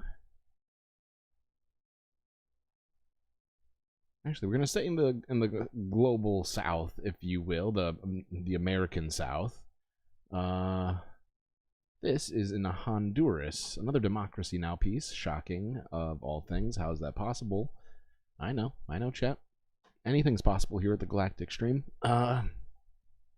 This is entitled Guilty. U.S.-backed former Honduran president Juan Orlando Hernandez convicted of drug trafficking. Weird. Let's stay on this story, and we want... No, let's not. We're moving on. This is Democracy Now!, democracynow.org. I'm Amy Goodman. Yes, you are. Former Honduran president Juan Orlando Hernandez was found guilty Friday of cocaine trafficking following a 2-week trial here in New York. Prosecutors accused him of ruling Honduras as a narco state, accepting millions of dollars in bribes from cocaine traffickers in exchange for protection, including deploying the Honduran National Police to safeguard cocaine loads as they were transported through Honduras. Ahead of the trial in February, the former head of It does sound a little bit outside of the normal presidential duties, but what do I know? Honduras' National Police, Juan Carlos El Tigre Bonilla, pleaded guilty to cocaine trafficking charges. Celebrations erupted after Friday's verdict. This is Honduran activists speaking outside Manhattan's federal courthouse. We are satisfied because justice has been done. Honduras is a country thirsty for justice, where impunity has prevailed. And unfortunately, we Hondurans have to come to foreign countries to ask for justice because it does not exist there, since the bodies for justice, the public ministry, prosecutor's office, judicial power, continue to collude with organized crime.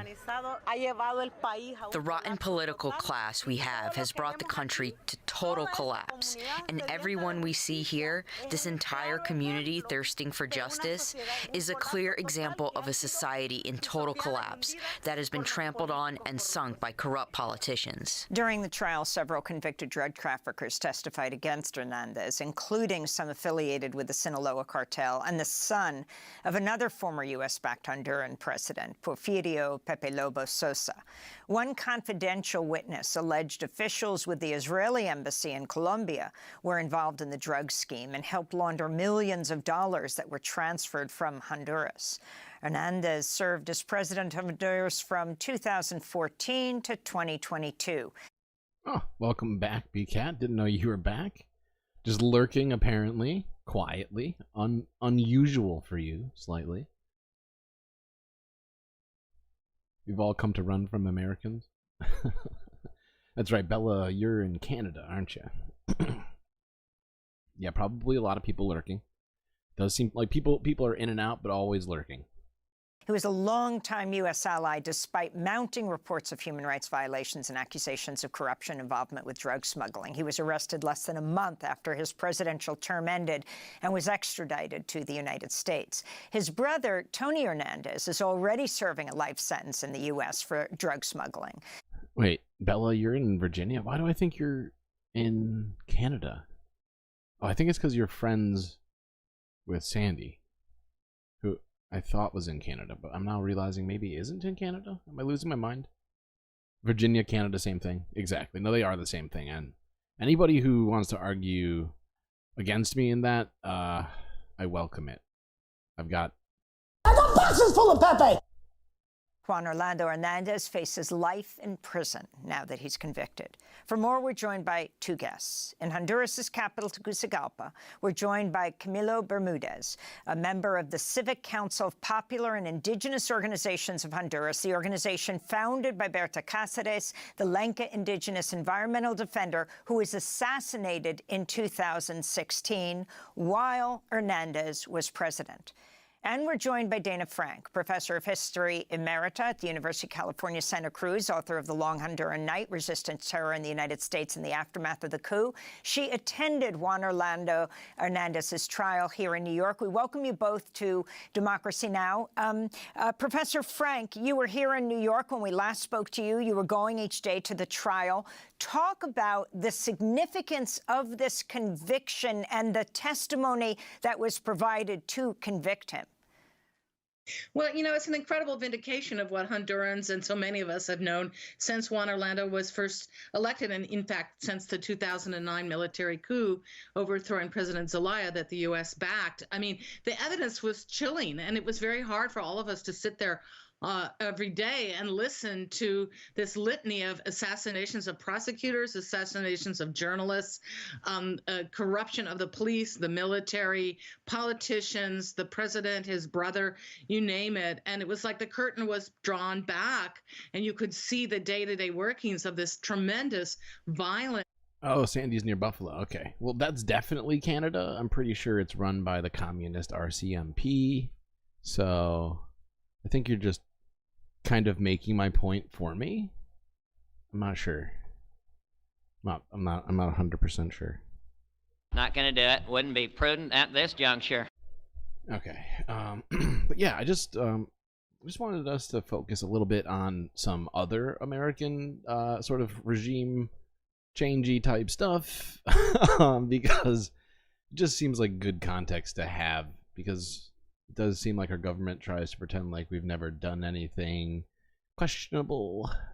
Corrupt mechanism that was the Juan Orlando Hernandez administration, but also that of Pape Lobo, as you said before him. And all of this was what happened after the 2009 coup that opened the door for the destruction of the rule of law in Honduras. So it was, you know, very sobering to listen to, and you know, we were just terrified with which way the jury was going to go. And so it's a great thing, with very complicated caveats about the U.S. role in all this. It's a great thing that he was convicted, legitimating what Hondurans know, but we can talk about what it means that it was the U.S. that did it. Well, let's talk about what it means that the U.S. did it. I mean, Democracy Now!, we went on the plane from Nicaragua to Honduras with the Zelayas, with I swear to God, Amy has been on top of every important story since news was invented. With Mela Zelaya, who was the president, who was deposed in a coup, and his wife Xiomara, who's currently the president of Honduras, when they returned to Honduras. You know, the United States, this all flows back to the 2009 coup, which the U.S. supported the stabilization of it. It supported a completely bogus election a few months after that, and it supported the Juan Orlando when he, well, first of all, it didn't say a peep when, as president of Congress, he overthrew the Supreme Court in 2012. The U.S. legitimated his the fraudulent 2013 election. You can see step by step how the U.S. continued to endorse this illegal regime. Most obviously in 2017, when he was supposedly reelected, it was very clear that he stole the election, and international observers were saying, you need another election, you need to redo this, and the U.S. legitimated him. So the U.S. It's so inconvenient. Why are international observers always getting in the way of coups and genocides and things? Jeez, so annoying. Just kidding, chat. Just kidding. It would be nice if you get some UN observers over in Gaza right now. That'd be pretty lit. What is next? What is next? By the way, if you want to watch the rest of that and delve into the US-backed former Honduran President Juan Hernandez, go check it out on Democracy Now! I encourage you. But we only have so much time here, and there's still so much doom to cover. Next, we're going to touch briefly in Ukraine here with this Associated Press report entitled "Ukrainian Soldiers Recall the Lead-Up to the Fall of the City of Avdiivka." Like in the water supply? Are we talking about frogs right now? What's happening? Yes, she is the goat. 100%. Ecstasy in the water? Ecstasy is making the frogs gay? Oh no. Oh no, Chad, that's a disaster. Oh, I think I just transformed into Alex Jones. You didn't formally greet me? Well, I appreciate the formality. It is good to see you upon this evening, BCAT. Excuse me, that is too informal. BCAT K, of course. Lady BCAT. Okay, what's next? Did somebody say drugs? You have drugs. Did you bring enough to share, Morbius? There's a lot of people here. Okay, yes, Ukraine. Let's talk about it.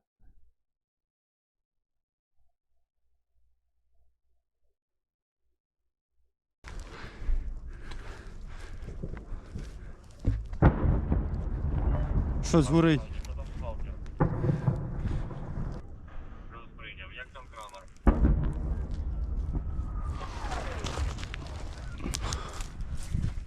Ukrainian soldiers recalled dwindling ammunition, overwhelming Russian numbers, and military mismanagement led to the fall of the city.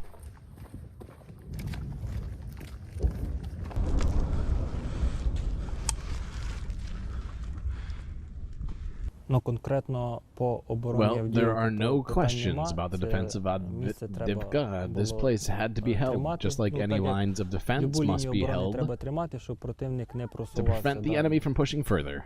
There were fortifications and buildings there, there's no question about it. But the lack of artillery support led to the destruction of these fortifications and constant losses for our military. Okay. That's about all we need from that video. But just for context, because you know how much I love providing context to world events. How do you spell this again? Yes. Avdiivka. I won't subject you to the actual map. I will just describe it to your ears and your brains. But Avdiivka is slightly north of Donetsk. Which is near the southern border that meets with Russia. It does seem to be of a slightly strategic location in the sense that it is sort of, what do you call it? It's like at the apex of two different roads where they meet at Donetsk, sort of cutting off Donetsk almost entirely from the north. Okay, what the hell am I doing next here?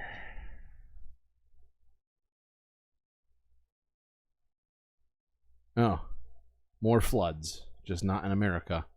This is in Indonesia. A global news report here says floods and landslides killed at least 19. Over 70,000 people forced to evacuate. Now this is pretty tragic. Prepare yourself. What do we do that isn't tragic on this stream, huh? I feel like the only opportunity for non-tragedy is like making fun of Republicans.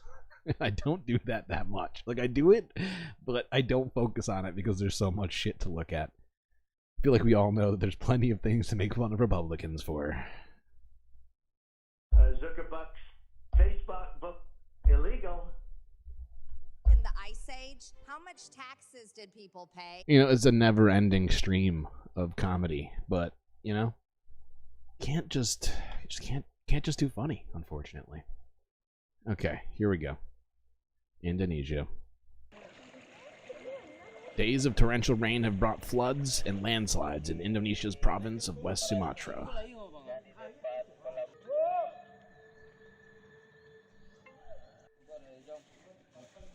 According to authorities, at least 19 people were killed and more than 70,000 people were evacuated. God damn, that's like the middle of doorways right there. The joint team was expanded in the south coast areas to 14 affected areas. The death toll is 16, and there was a search for 7 more people as per 1600 hours local time. The flooding has caused damage to nearly 700 homes in the capital of Padang and and 8 other areas. Excuse me. Oh damn! Go! Whoa! Oh man!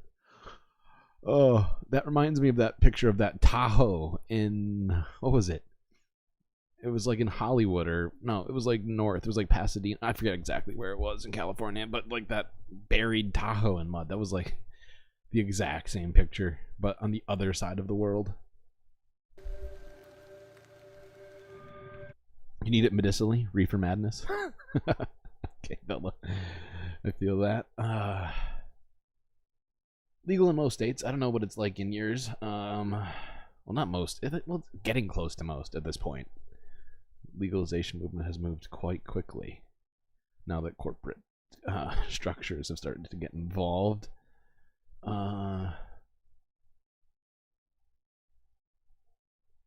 more of a guideline.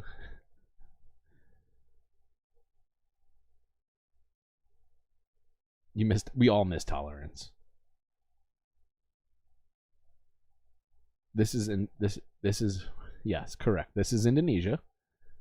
Someone please clarify. Yes, this is correct. Bitchforks, Indonesia, Padang. With more rain expected in the next few days, Indonesia's rescue agency warned of further damage from floods and landslides.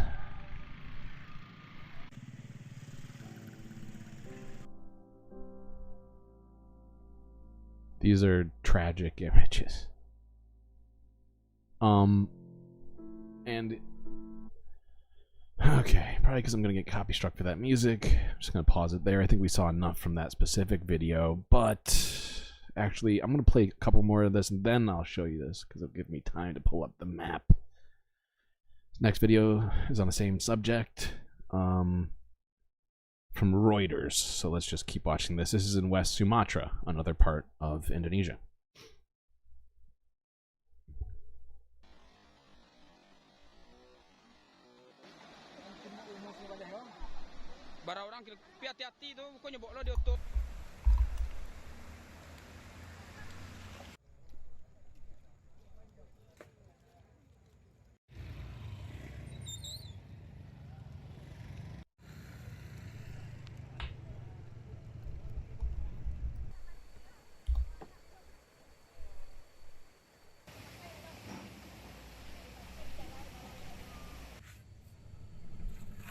Dang, that flood was strong enough to move an old school CRT TV.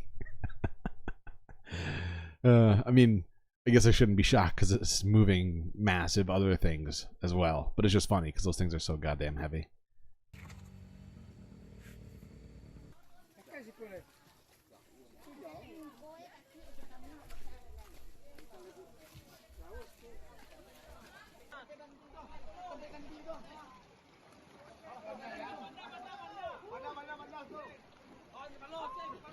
People being forced here to get around by boat in some areas, it looks like.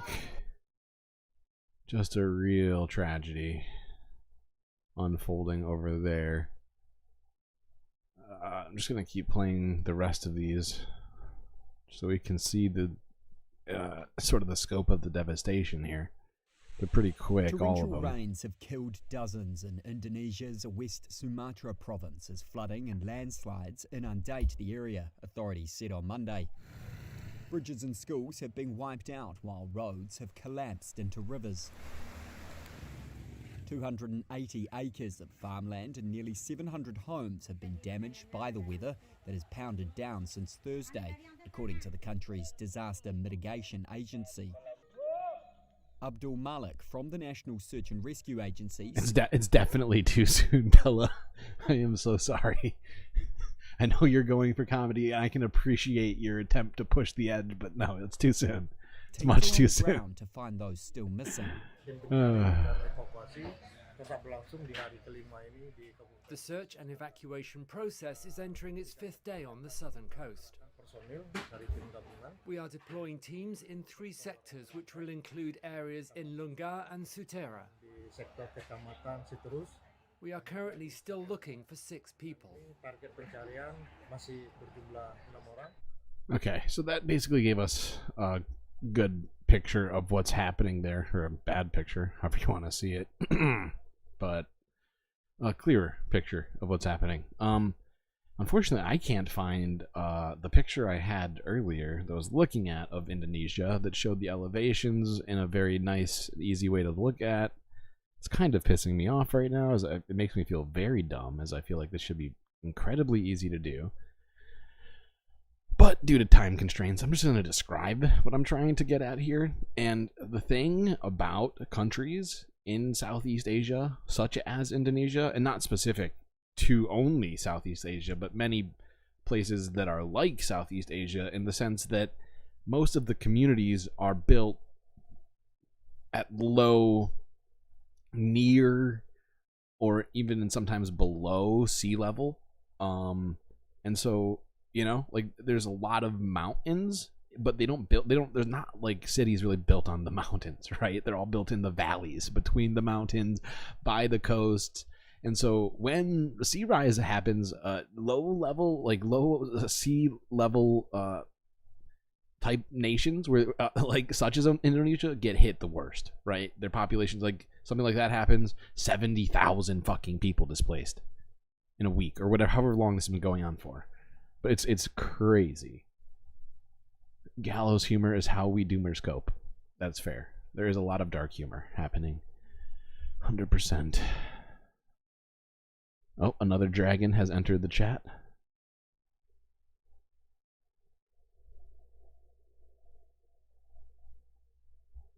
Alright, this next one. I'm still pissed off that I couldn't find that map I was looking at earlier. I could have sworn I fucking saved it somewhere, and it's genuinely bothering me.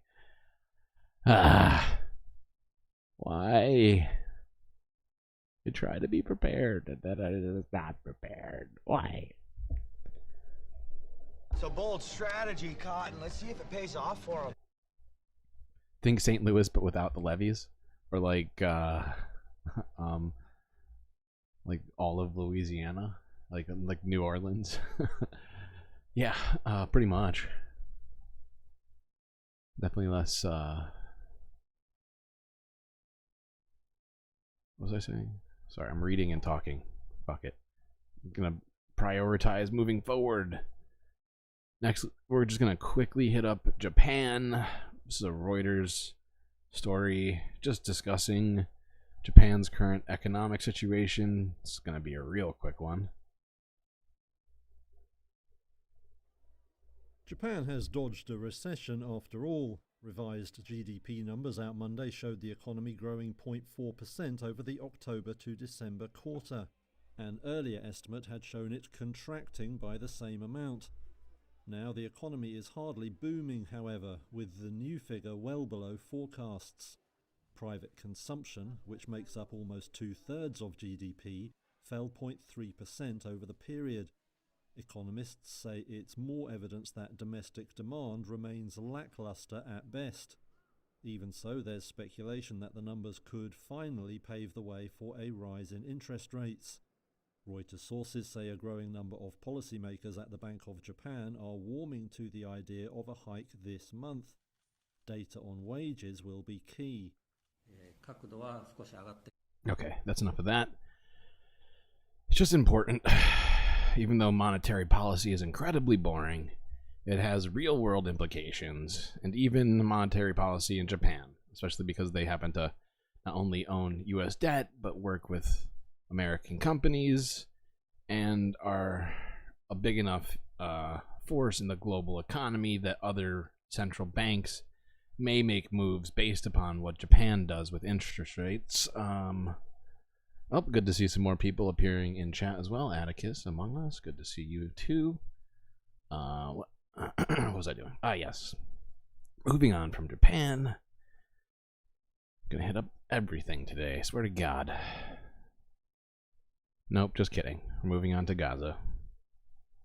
Okay. Gag reflex. Engage. Here's Channel 4 news from 2 days ago. Wow. Taking a day off. I'm two days ago? I feel like I'm never covering anything that's not a documentary from 2 days ago. Okay, 2 days ago, who did I say this was again? Son of a bitch. Channel 4 news. Is aid ready? Aid ready for starving Gaza, but will it get in? That is the question. Due to be launched from Larnaca's waters, the Open Arms vessel hopes to use a sea corridor, newly opened by the European Union. A sign perhaps of the desperation of many... Wait, what? Wait, obsolete. Is it really the 13th anniversary of Fukushima?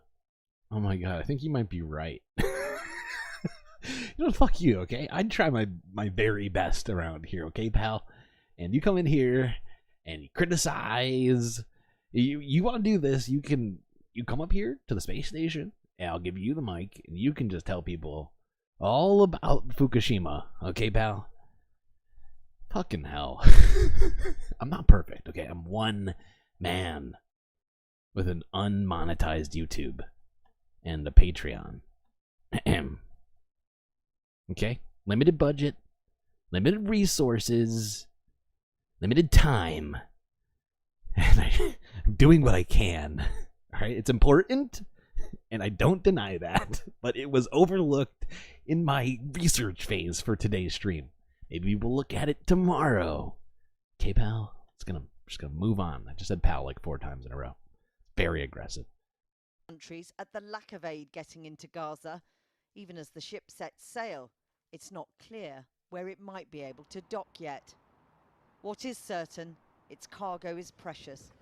A barge loaded with 200 tons of food provided by a US charity, and it's desperately needed.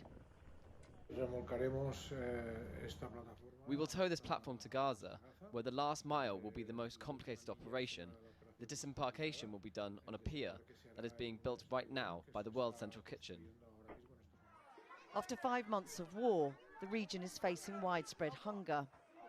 The UN says 25% of Gaza's 2.3 million population are on the brink of famine, and children are starving to death.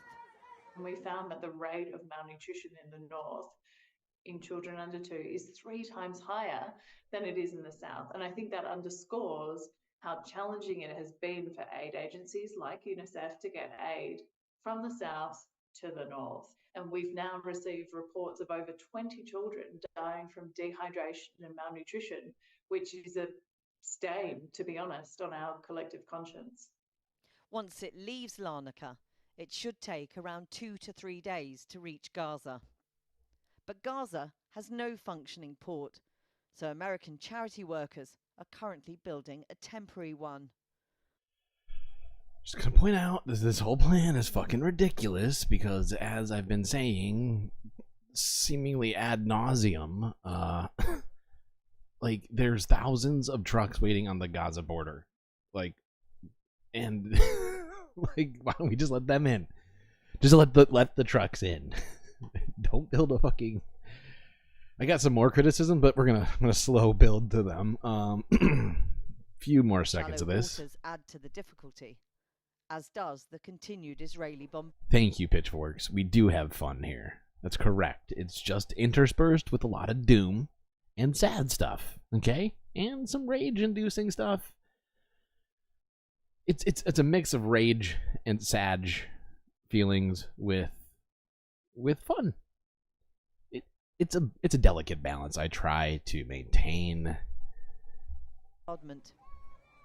Israel, which has denied impeding humanitarian aid getting through on land, says it welcomes the new shipping route. The very fact it's needed, a sign of growing frustration, and not just from the EU, but Israel's staunchest ally, the United States, too.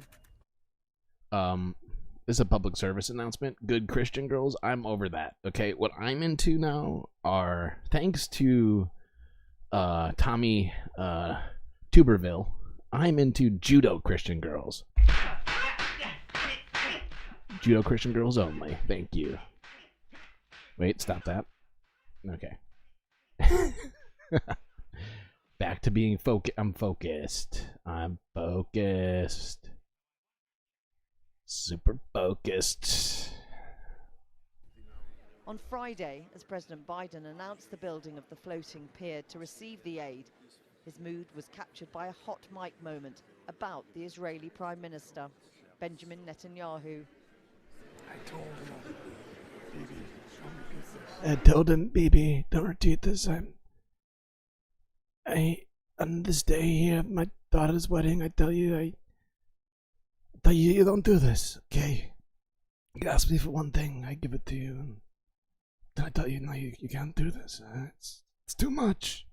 It's too much, Bibi. I tell you, it's too much. My father's last breath told me, you tell Bibi it's too much. And he was right. For fuck's sake.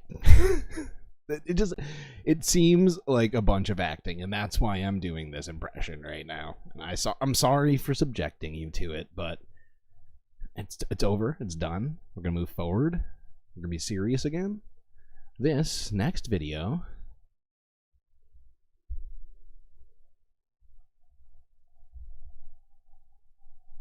is from Reuters.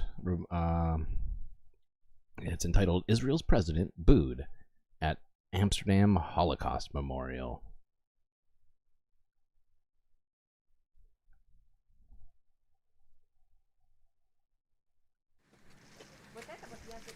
Russian-controlled Donetsk votes early in Russia's presidential election. What? I thought, wait.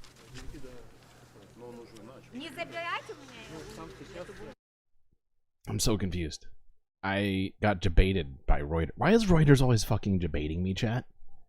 Like, they have the shortest clips with very clear titles, and then they give me 16 seconds out of 38 seconds of Russian elections in Donetsk. You guys are assholes. It's not even 16 seconds. It's literally the whole thing. Oh my god. Fully debated. Got debated. A Reuters debating. It's literally once a week that this happens. Where I'm like I just assume Reuters is gonna be like, I don't know. They have a massive budget. How big is Reuters? Hold on, I have to do this now. Now, because of this debating, I have to look this up. How big is Reuters? Jesus Christ. $19 billion in total assets? And they clickbait me? And they clickbait me, dude? With 19 billion on hand, they can't just do regular journalism? Good God, Reuters, you guys are pushing the envelope in a bad way, if I'm not being clear. Fuck me. Okay. That's the last time that I don't watch a Reuters video and I put it on my list that's like 30 seconds. I'm almost now like repelled by that. Oh, and the fact is, we watched 3 decent Reuters videos, I think, on this stream, or at least 2, that like just did what they purported to do. And that's what makes it so difficult, right? Like, I watch most of these videos like through entirety, and then, you know, maybe I might not be like, you know, focused on the shortest fucking clips from supposedly reputable agencies. God damn these people. Okay, next one. That totally threw me off. Mashusov? Mashusov? I don't know what that means. Did I say Mashusov?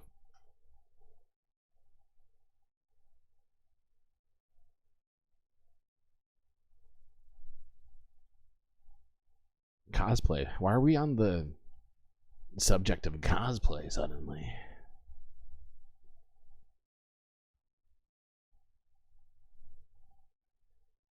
Next is a video. Associated Press. I've actually seen part of this. This is the UN Security Council discussing the situation in the Middle East. We're just going to watch quickly the beginning of it from the initial press conference with Palestine. Let me just get the video to the right spot. That totally fucking threw me off. I hate you, Reuters. Why must you attempt to do these sorts of things to me? You know? Sabotage is what it is. I'm offended.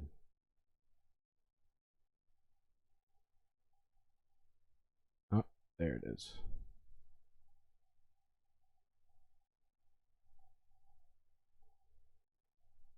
All right. These are the Palestinian delegates here to speak at the UN. Let's hear what they have to say. Oh, I think it's going to be quiet as fuck, isn't it?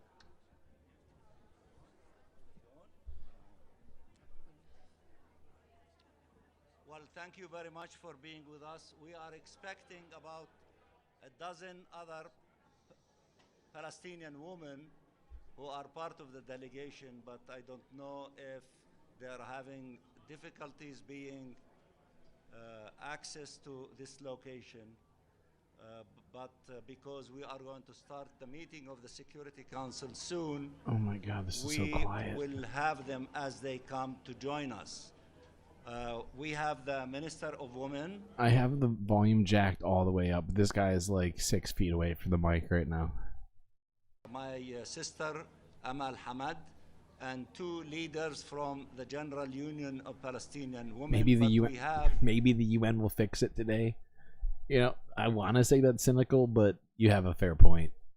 They're probably not going to fix it today. That's my guess.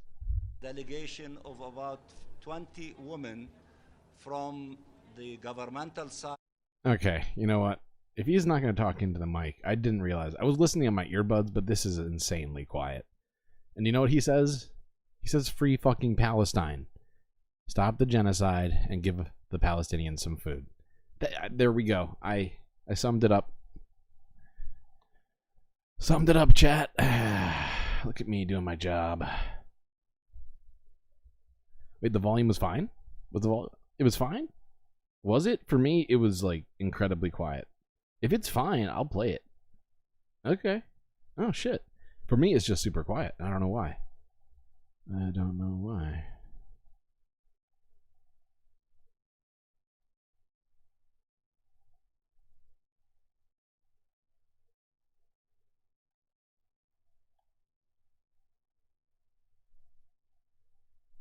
Delegation and from the civil society. Of course, the delegation is big because the moment is huge. There is a massive aggression and massacre and genocide against our people in Gaza. So the women of Palestine, they wanted to make a huge message. I'll be right back, chat. Gotta go to the Galactic with bathroom. You and you, the media, to show that they are here and they are in full force to tell the story of our people. The Secretary General mentioned, and we thank him for that, the tragedy of the Palestinian people and called for a ceasefire. The same thing with the President of the General Assembly, and the same thing with Sima Bahouth, to start the debate and the discussion. Our expectation that the great majority of women ministers will call for a ceasefire, will dwell about the tragedy of Palestinian women, and will bring to the international community the tragedy of the Palestinian people, especially Palestinian women and children. And we are proud to have these women with us here. And as I said, there is a large number of them, but they are in the process of trying to get here. We thank you very much for being with us. We will have a debate in the Security Council. We will have a bigger debate in the General Assembly on the CSW. We have many side events. I invite you to come to these side events so that you will have an opportunity to speak to many Palestinian women who are attending this conference and to ask all the questions that you have in your mind. I think that the minister wants to say a few words. Wow, chat. You know, I leave you for 2 seconds and absolutely absolute mayhem happens, you know? Ha, I see you. The 5 oldest people in Gaza. Good God, pitchforks. That was the first one that I saw. Okay, that absolutely. I was like, God damn it, this is serious, pal, and you're not taking it seriously. But it's honestly, it's kind of, it's funny because it's a little bit true. But it feels like it wouldn't be a Galactic live stream here at the Galactic News Network if it weren't for somebody making a urine-related joke vis-a-vis space. And wow, a little childish, guys. You know, leave for 2 seconds. We devolve to that. And we hope that others will join us. You can say it in Arabic. Don't be creepy. So they'd like to listen to you in Arabic. اوكي شكرا. يعني احنا يمكن مجموعة من النساء جئنا من قلب فلسطين، من قلب المعاناة والقهر والظلم في شهر رمضان. اليوم Hold on, I gotta fast forward. He translates for her as she speaks in Arabic, and they have no CCs, no copy, or whatever it's called, copyright. No closed captions. There we go. Do not understand Arabic, that she said, I come to tell you the story of the tragedy of our people in Gaza. Everything has been destroyed. 600,000 plus students are without schools. 88,000 college students without universities and places to go. No food, no water, no electricity. It is really a huge catastrophe. And she said, I reiterate the call of the Palestinian people for an immediate ceasefire. That's what we need in order to be able to send what need to be sent to the people in terms of humanitarian assistance and to stop the tragedy of the forced transfer. She said, we are coming to you with this message. And for you, colleagues and friends, we brought to you just a few days ago 10 members of families and victims of families of the war in Gaza. Wow, what a mantra. Growing old is mandatory, but growing up is optional. Shop with MasterCard. Or what was I forget how their commercials went. For everything else, there's MasterCard. Oh, God. Okay. I do think we get the picture, though. He has been pretty consistent in his requests and speeches at the UN. It's mostly been, hey, please stop the genocide. B, if we could maybe get some aid in there, it'd be great. And C, two-state solution. But I feel like the problem that continues to become bigger and bigger about the two-state solution is not actually the fact that Israel hates that plan, but the fact that Israel's destroyed so much of Gaza that, you know, like they already didn't have like regular infrastructure, like the best. They had infrastructure, but not great, right? They had no airport though. And as we were watching earlier, like they used to have like trains in Palestine and stuff like that. All that's gone, right? And even the most basic buildings that they had there are like getting destroyed. So like the rebuilding of it, like, and I know I feel incredibly Trumpian saying this, but like Israel needs to pay for it. Israel needs to rebuild Gaza, okay? Deep skate solutions. Wow. Okay, this is an Al Jazeera English. Oh shit! Too many energy drinks over here. Excuse me, chat. Oh, excuse me. Al Jazeera investigation finds Israeli military was likely involved in October 7th friendly fire deaths. This is from a day ago.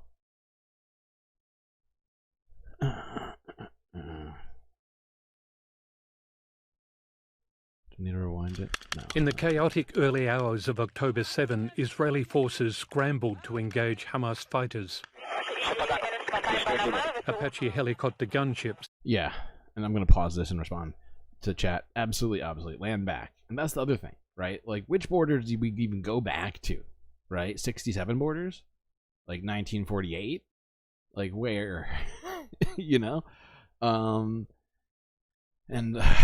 it'd be great to have a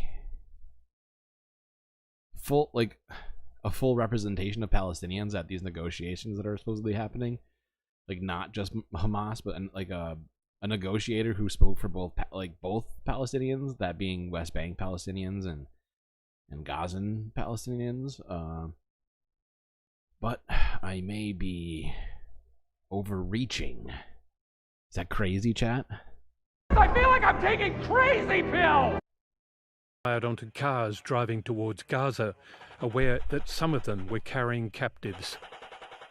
I was in the air during one of the forgot that this one has a bunch of people speaking Hebrew. Okay, I'm prepared to read. Let's do it. I was in the air during one of the sorties, and they said there were abductees. Then what do you do? How do you shoot someone who's returning towards the border? Good question. And it's a super complex dilemma. The whole decision now is on you. No one to talk to. No one to talk to. Yep. Without guidance, some pilots said they joined local WhatsApp groups to help pick targets. The idea that pilots have to get information from WhatsApp groups is truly remarkable. It's a sign of the initiative that people are looking for any way that they can get the information. This is an outrage. I mean, what kind of a way is that to fight a modern war? At least 70 vehicles were hit by attack helicopters. To me, it's inexcusable for a helicopter or any weapon system to be engaging any target if you don't know what that target is. Now, my concern is, with this footage, we cannot tell whether they're Hamas gunmen or civilians or possibly hostages.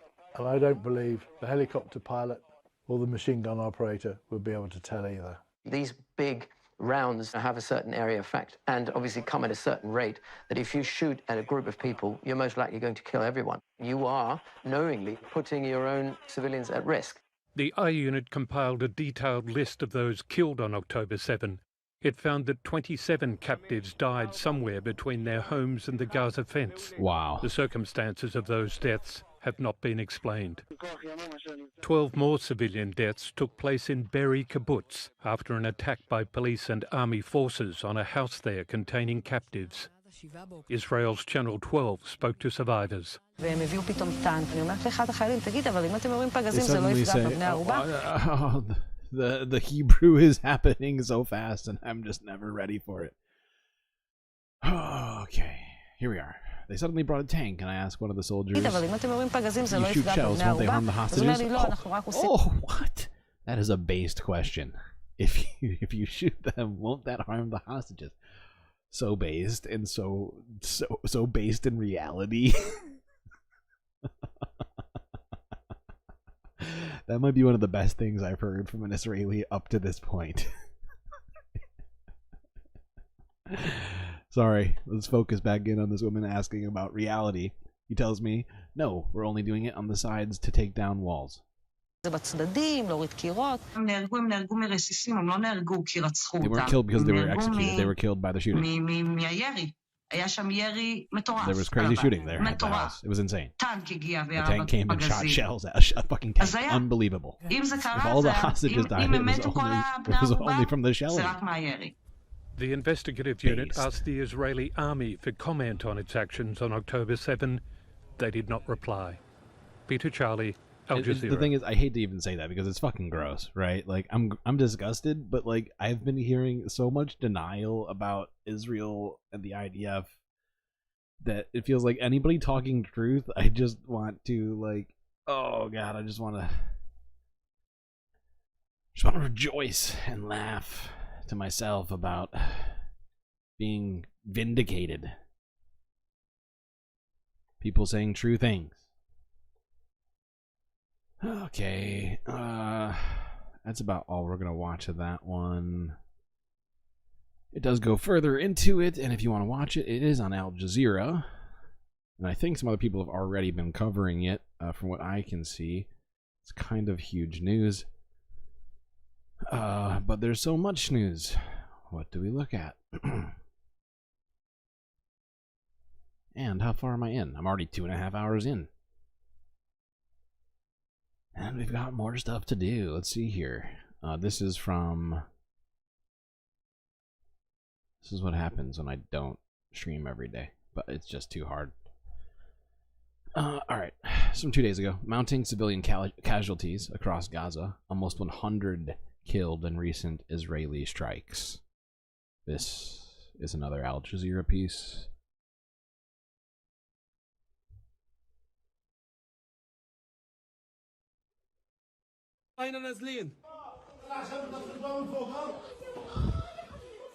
The evacuation of Al Masri Tower in Rafah is captured on a mobile phone. Israeli airstrikes hit the building where 300 displaced Palestinians were seeking temporary refuge. Residents say they received a 30-minute warning to get out. But it wasn't enough time, sparking panic and chaos. Of course it wasn't. 30 minutes? We were surprised at night with the janitor. 30 minutes. Think about that.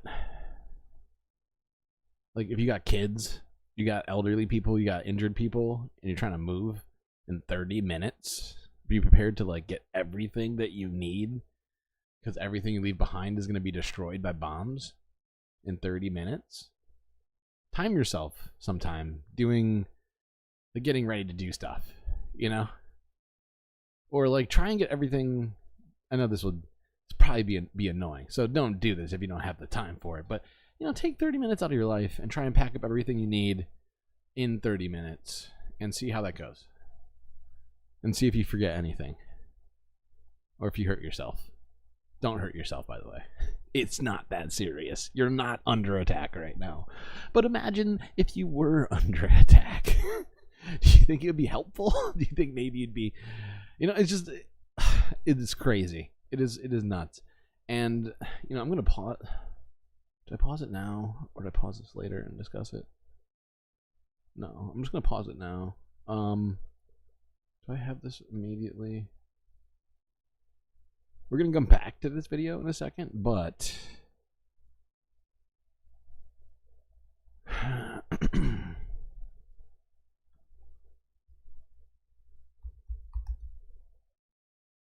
I just want to look at something here. Just to... What is that? Why are you giving me an invalid URL? That's so annoying.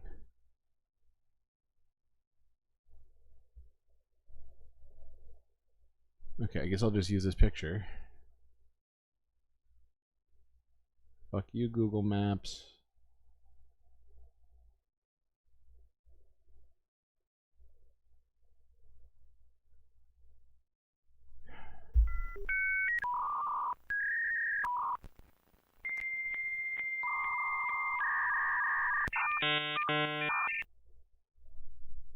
Okay, sorry for that, folks. Slight technical difficulties. Okay, here. I just want you to see this, because you may not be aware. You probably have some understanding of this if you're watching this channel, since we discuss it so much. But here is a image I've blown up of Rafah, which, if you can tell here, and I'll zoom out now. Right? I'm not clicked on it. There we go. Zoom out. You can see it's at the very bottom of the strip on the border of Egypt. So much so on the border of Egypt that there appears to be a town called Rafah in Egypt, as if the border somehow cuts a town in half. Weird.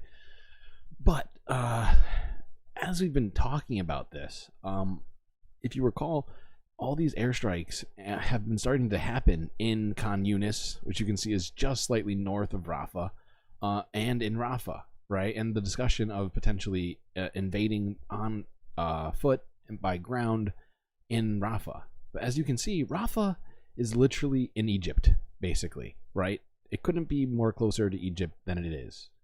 It's literally, and the problem is I was looking at it on Google Maps, and Google Maps is having a fucking freak out right now. So it's not working. Whoa, what is happening here?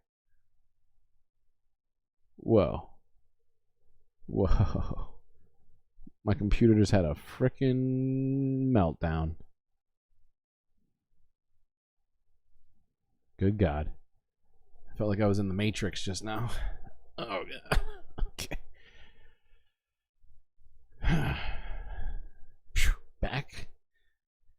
Back in space. Not sure how that happened.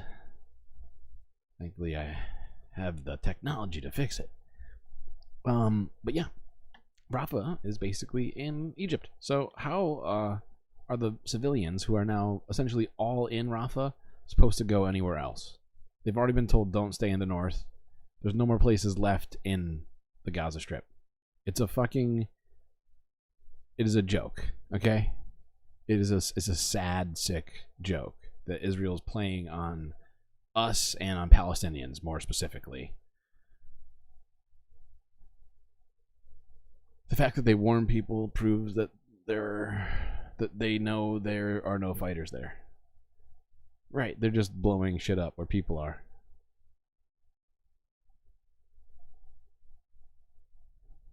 If Biden really wants to help those children, he could build a pier and start saving the babies. Yeah. I mean, I suppose, but the pier once again is sort of what I've been saying, sort of a PR stunt more than anything, because there is already thousands of aid trucks on the border waiting to go in to give Gazans food, and any food coming off of a ship is going to be needed to be put onto a truck, right? Because it's just on the shoreline. So what, everybody's got to go to the ocean to get the food that needs food? That's the way it's going to work? Like, that's a crazy plan. I hate that plan.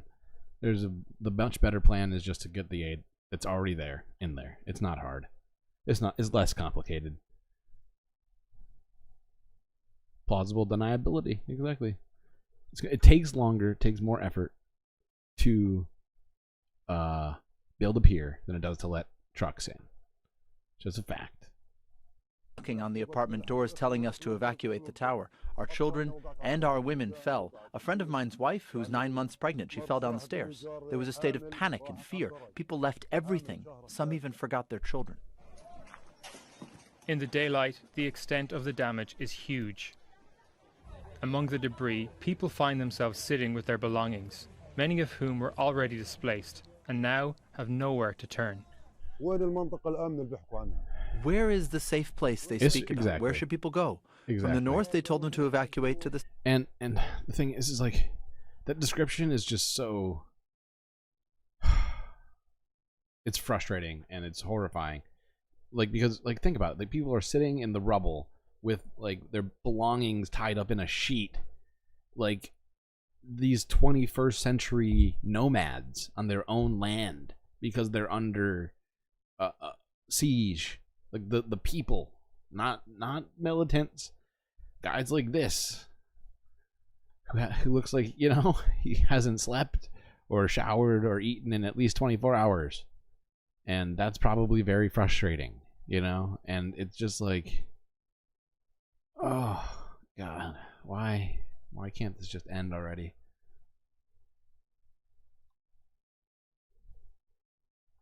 We're going to keep watching. I'm just collecting myself here. Just collecting. South. They herded them all up in the south, in Khan Yunis, and told them to go to Rafah. Where is this safe place that the Israeli army is talking about? Israel's raids continue across Gaza, killing dozens of civilians, including attacks in Deir al-Balah. The US and Jordanian air forces and others continue to airdrop supplies into Gaza, but some parachutes fail to open, killing several people waiting on the ground. We do not want anybody to give us food. We want them to leave us alone and we can survive on our own. These rockets that fall on us are American rockets to begin with. In all the hardship, this father finds a spark of joy. After 91 days apart, he's reunited with his son Hamza, promising never to let him go again. Freddie Akar, Al Jazeera.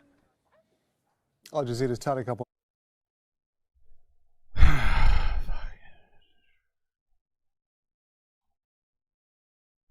Man. It is so nice to see two people united in Gaza. We've been doing all these stories about thousands of missing, or not missing, but just thousands of children roaming the streets without parents or family, and seeing one child and one parent put together is somehow, in some way, cathartic, even though I know that there's literally millions more suffering, so can't get too excited. Unfortunately, what do I got next here?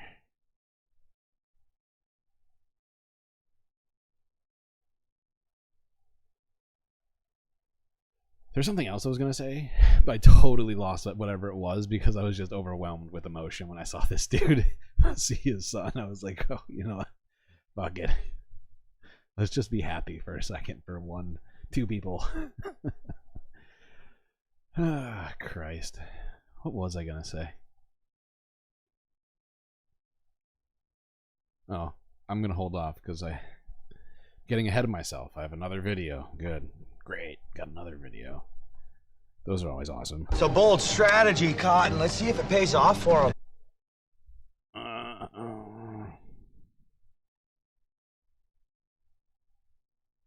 I'm skipping this next one. I'm skipping it. It's just more it's just it's like a microcosm of what we just watched.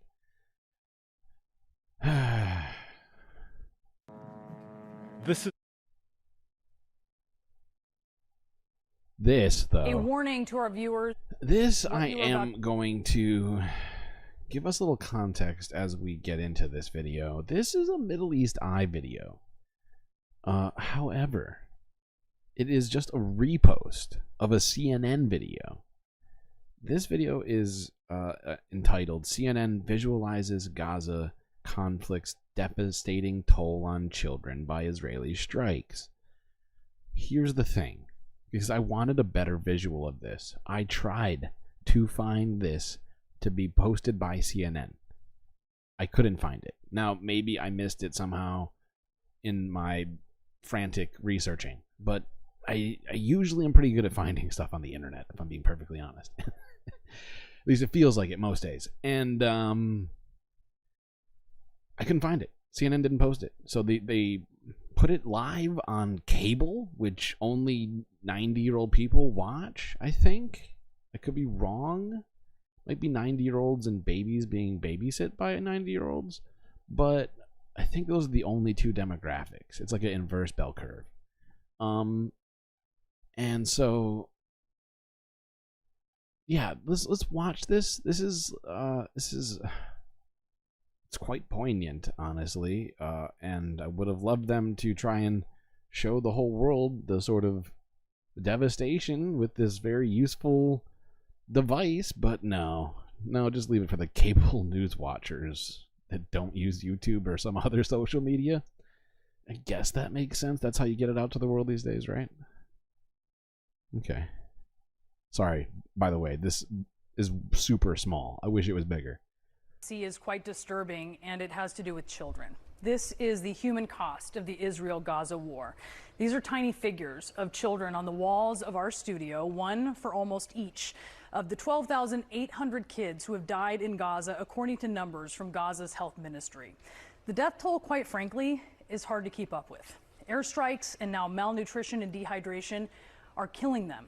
Here's a glimpse inside Kamal Adwan Hospital in northern Gaza, where several children have died of starvation. Tiny limbs, bones protruding. The constant sound of crying from children now facing starvation in Gaza. These were little Yazan's final moments. His tiny fingers. Exactly. They pretend to care, Bad Lefty. They pretend to care, and then they hide it away on cable news where nobody's going to see it. Aside from... Whoopsies. Whoa, what just happened? But it's like aside from like the people who, you know, are going to be least affected by it, I would say. And it's very frustrating. It's very frustrating. The rest of it, I think we've all basically seen all of the footage that they go through. I just wanted to show you that visualization that they put up there because it's quite stark. It's screen after screen after screen of children that are being affected in Gaza right now. And, you know, would have been nice if they were like, oh, you know what, let's spread this. Let's try and spread this image to everybody. Because you know they know how to do that. They're perfectly aware how to do that. When they want you to see it, you're going to find that video. I promise you. CNN's got some serious social media people. Okay. What's next? Oh, now we get up to the point where I want to criticize this next thing. Because recently I've been hearing a phrase, no boots on the ground. So let's watch this next video. Army vessel carrying equipment to build temporary pier in Gaza on its way. This one is going to be very confusing for people, so do prepare yourselves.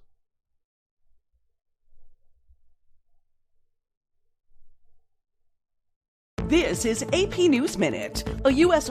Okay, before we go vessel carrying any equipment further, is en route to build a just real quick. I don't want to go any further than this video. Now, unfortunately, it's kind of cut off, and I feel like it was done intentionally, because if we could see the rest of this, I think we'd be able to clearly see boots on the ground. However, as you can see, the very bottom of it, no boots are actually visible, aside from the boots that are on the boat. So there's boots on boats, but we don't have any actual visible evidence of boots on the ground. But I think we can postulate reasonably and logically that there are in fact boots that are on the ground right now and are going to be on the ground in Gaza. So I'm just a little bit confused about what boots and what ground means. And actually, just so I just can assuage my concerns, I'm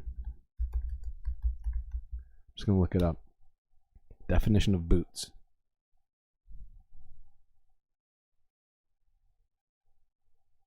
A sturdy item of footwear covering the foot. Those appear pretty sturdy. Okay, ground. Let me just check what the ground. Solid surface of the earth. So any solid surface of the earth or area of land or sea. What or sea? That is a bold. I won't even. Let's leave out that second very bold definition of sea, because I think I would personally want to disagree with the sea. I feel like the sea is very much the opposite of the ground. But I'm seeing boots, I'm seeing the ground, I'm just putting one and one together, starting to think that we might have been lied to. Is en route to build a temporary pier in Gaza. Aid officials worry that the air and sea deliveries won't make up for a shortage of supplies from curtailed truck shipments. The Netherlands National Holocaust Museum held an opening ceremony with Israeli President Isaac Herzog in attendance. Thousands of pro-Palestinian demonstrators gathered to call for a ceasefire and an end to Israel. You know what? I know I normally got a lot of criticisms for AP being this sort of like feeder of like propaganda from the DoD and the White House usually, because they always take their stories directly from them, it feels like. But it's nice to see them do a video where I'm surprised with information that I was debated on earlier. If you recall correctly, Reuters debated us on this very demonstration. And now we get to see it by surprise with AP. A bonus story from AP. Really great stuff. Occupation. Voting's underway in Portugal's general election. Moderates are trying to keep the country out of the hands of a radical right populist party, as has happened elsewhere in Europe.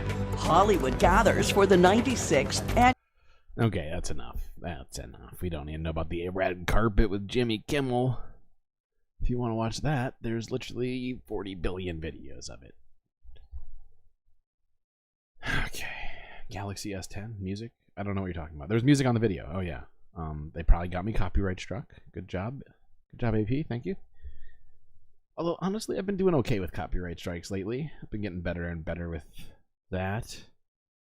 Considering how much stuff I watch, it can be a real struggle. I'm gonna skip this next video and go straight to this. Finally, as today is the first day of Ramadan, I thought it would be a good thing to end all this discussion of the atrocities in Gaza with discussing how people in Gaza will be attempting to celebrate their religious holiday of Ramadan, which technically started last night. It's whenever the crescent moon appears, I believe, in the second week of March. The 9th. There's some... I don't honestly understand the full context of when Ramadan starts, but I'm pretty sure it was sometime last night, essentially.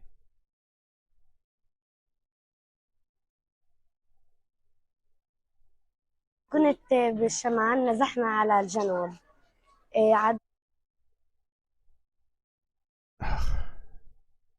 I kind of want to watch this one too. It's so short.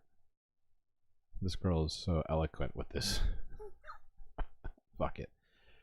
Before we hit that up, let's watch this one video.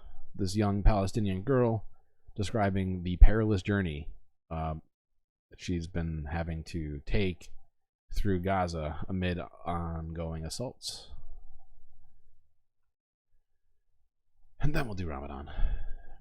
I was in the north, and then we were displaced to the south. We found ourselves at Al Shifa Hospital, where we were faced threats and an attack on our gate. A clear act of humiliation, the sight of all the bodies on the ground, the result of numerous injuries with ambulances coming and going, made it impossible to find a way to sleep at night. From the north, we made our way to Rafah, navigating a road marred by tragedy, encountering death, decomposing bodies along the way. The journey was harrowing. Fear and hesitation gripped us, making it seem impossible to continue. Yet somehow we found the strength to go on. Now, we find ourselves living in a tent. A situation that of course feels humiliating, and despite this, we are getting to know our friends and finding moments to play together. A bombing near our location while we were at Al Shifa Hospital, targeting a house close to us, left us in shock.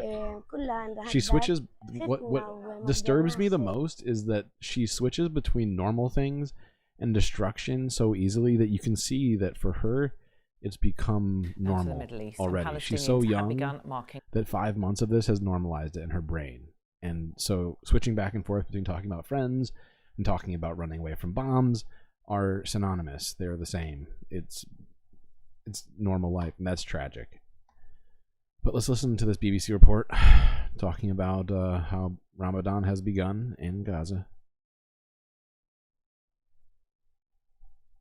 Ramadan, the Islamic month of fasting, while fierce battles continue between Israeli forces and Hamas fighters in Gaza. Let's cross live to Jerusalem and join my colleague Anna Foster. Anna.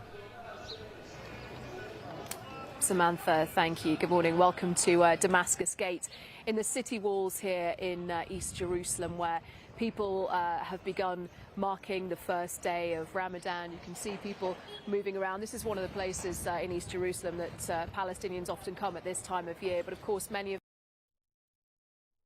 Oh, right. This video is like super sketchy. I forgot about this. The humanitarian ceasefire could be reached by the beginning of Ramadan, but that hasn't happened, even though channels of communication still remain open.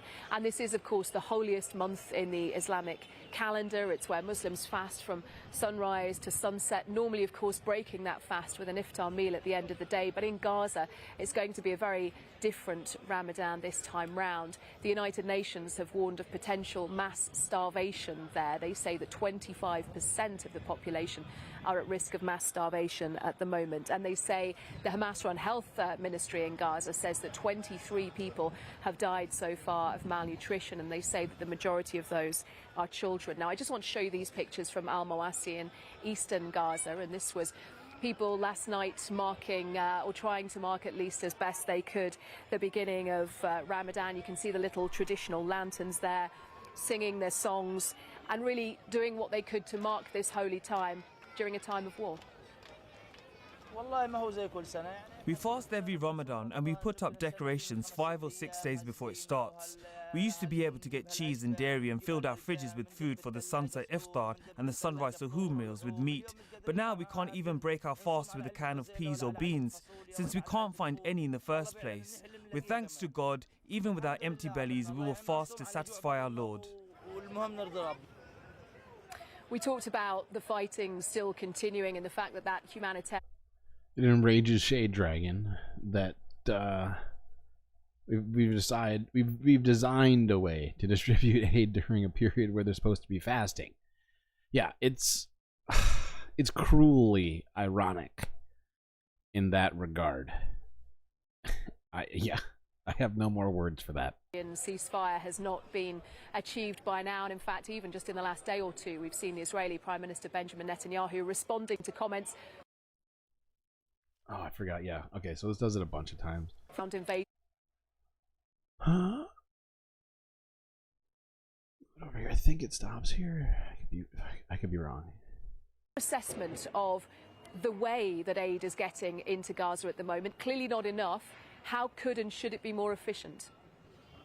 Absolutely. We are far from enough aid. So aid agencies estimate that we would need about 600 trucks a day to cross into Gaza for sufficient supplies. In February, 600 a day. I'd point out that means we would need to be sending an incredible number of ships to Gaza to compensate for that number. And right now there's thousands of trucks ready to go. We could just let them in. Just tell Israel to let it in. Anyway, gonna stick with this same topic, but move forward to the next video I've got here. This is Al Jazeera. Ramadan in Gaza, overshadowed by Israel's war and hunger. Because while you're supposed to fast during Ramadan, I'm pretty sure you're not supposed to starve to death. That's my understanding. Ramadan is normally a time when Muslims come together to fast, worship, and reflect. But after 5 months of unimaginable violence, people here will instead have to endure the pain caused by Israel's relentless war on Gaza. I came here to buy, but I can't find anything to buy. There's nothing. No dates or milk or anything. One can't find anything for their children. All these canned goods are full of germs that infect the stomach. We need vegetables and fruits to feed our children because they've weakened and died from hunger. More than 2 million people are being forced to live with little to no water or food. Israel is refusing to let enough aid in. The supplies that do exist are unaffordable. The holy month has added meaning here. I think this Ramadan will add to the tragedies of the Palestinian people, a new tragedy and a new torment. The situation is very difficult, and any person who says that they can endure the pain of this month financially, spiritually, mentally, look over all of this market in vain. No one can afford to buy anything. Every single person in Gaza has lost a loved one or knows someone who has. And friends and families are torn apart, unable to celebrate together. This year's Ramadan is different from previous years. First of all, we are far away from our loved ones, our families, relatives and friends in the north. Everything is different. Israel's indiscriminate attacks have destroyed or damaged at least 184 mosques in Gaza. But I mean, that mosque isn't even a mosque anymore. Look at it. It's got no walls. There's no walls left. Or roof. It's just like some pillars. Good God. Some pillars and some steps. There we go. There's a mosque, I guess, technically. Is undiminished across the strip, and Palestinians say they'll keep praying for the war to end. Julie Dager, Al Jazeera. This next one is pretty quick. Stop. This video is from AP, and this is discussing the security at Al-Aqsa Mosque, which is in East Jerusalem, occupied East Jerusalem.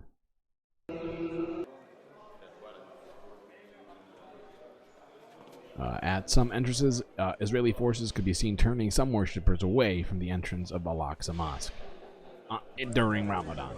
Hundreds of Palestinians attended prayers at the major Jerusalem holy site on the first day of the Muslim fasting month of Ramadan. The congregation was far smaller than in previous years. Ramadan preparations in Jerusalem, the spiritual heart of the decades-old Israeli-Palestinian conflict, have been subdued due to the war in Gaza. Yeah, no kidding, because occupied East Jerusalem has been getting terrorized. Okay. Well, we got all the way through.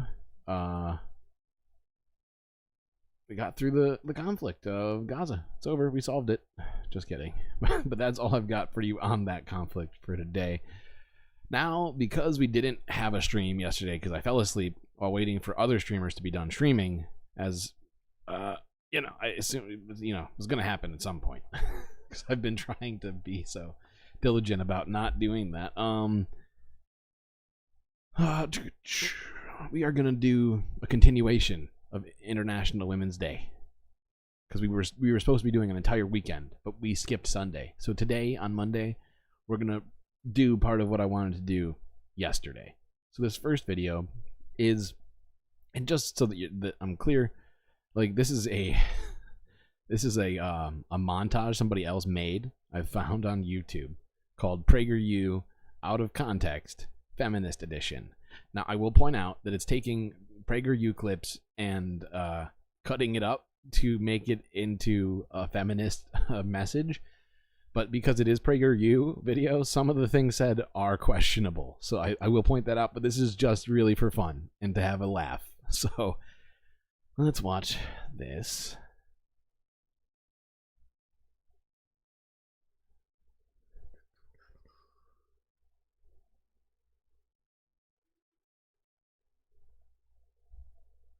Sexuality exists on a spectrum. It's determined by people's internal feelings. Today, male and female college students who, 50 years ago, lived in separate buildings and had supervised curfews, now share the same dorm rooms and even the same bathroom. You don't have to live as a woman in order to recognize the evil of rape. All women are oppressed by the patriarchy, and all gays are oppressed by the heterosexual majority. If you know any middle or high school girls today, or if you are one yourself, it would not be surprising if you know someone who identifies as transgender. I'm sorry, but we gotta watch that again. Oh God. It's just so funny. It's just so funny to hear him say this. Live as a woman in order to recognize the evil of rape. All women are oppressed by the patriarchy. In the same bathroom. You don't have to live as a woman in order to recognize the evil of rape. All women are oppressed by the patriarchy, and all gays. You heard it here, folks, from Ben Shapiro, okay? All women are oppressed by the patriarchy. You don't have to be a woman to recognize that rape is a bad thing. He is so fucking woke right now. I'm losing my mind, chat. Oppressed by the heterosexual majority. If you know any middle or high school girls today, or if you are one yourself, it would not be surprising if you know someone who identifies as transgender. But if you graduated high school over a decade ago, it was unlikely that you knew anyone who was transgender. Kids' gender identity is totally independent of their physical sex. It's something that only they can know. Schools can and should insist that every child be treated respectfully. The transgender movement seeks to promote compassion. Men and women that's one of have the things where I'm powers, talents, proclivities, and desires. Men have oppressed women Insofar as men and women are again, if you don't know specifically what I'm referring to, is that her calling it the transgender movement sort of refers to it as an ideology. So that would be my one objection there for sure. Their central purpose is the production of more human beings. All societies shape themselves around these necessities. They created structures that formalized gender roles. In many societies, these structures became increasingly ritualistic and oppressive for women. Whoa. Individuals can be incredibly abusive to one another, men and women both. New technologies and effective birth control. Arguably the greatest work of nonfiction of the 20th century. Well, you heard him. You heard Jordan. He says it. I can't disagree right now. Allow individual women to tailor gender roles to their personal liking or abandon them altogether. Take a look at your Bible. Proverbs 31. The biblical ideal of a good woman is not only strong, kind, and wise, she's also a creative and economic dynamo. It's just change and progress. That's all. With honest thought and goodwill, we can adapt over time. Women, here's a revolutionary idea. Date with a purpose. What purpose? Happiness. Why do you want to go on a date with someone? Physical attraction? That's important. Common interest in something. Also important. The reason so many women get stuck in dead-end relationships is that it has become taboo for a woman to articulate what she really wants. This is from 12 Rules for Life. They all have one thing in common. Men. Aggression, violence, ambition unchecked by conscience. All the stuff of toxic masculinity. And the solution is obvious. Make men less toxic. Male nature is wild. Wait, the word dynamo wasn't in the Bible? Psh, I object. It's definitely in there. Most obviously regarding sex and violence. But what do I know? I'm Ben Shapiro. People who are talking are always interesting, except for me. Living together may be based... I would disagree with half of that sentence. Interesting, except for me. Living together may be based... Are talking are always interesting, except for me. Living together... Always interesting, except for me. Living together may be based... I'm Lauren Chen, pseudo-intellectual for Prager University. wait, what? I missed that one when I first watched it. Wait. You really just say that? Wait, hold on. I gotta hear that again. That was fucking hilarious. Wait. You're what? What are you? Again, say that one more time. Living together may be based... I'm Lauren Chen, pseudo-intellectual for Prager University. Okay. Thanks, Lauren.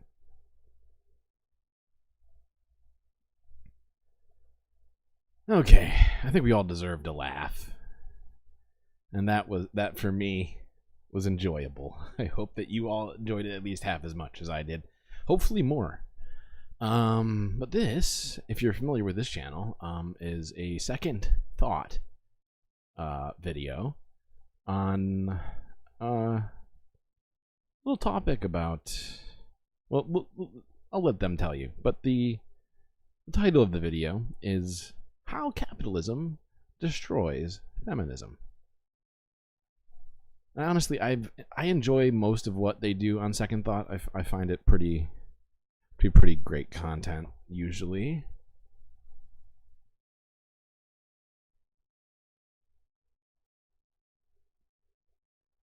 Of the word girl boss you're still likely to find is in an ironic gaslight gatekeep girl boss TikTok from 2020 finally making it to YouTube Shorts, or in articles about how nobody uses the word girl boss anymore. There aren't any girl bosses left. Not really. At least none who embrace that word anymore. And it's not hard to see why. If you had to trace a crude history of the word, it all starts in 2014 with Sophia Amoruso coining girl boss with her book of the same name.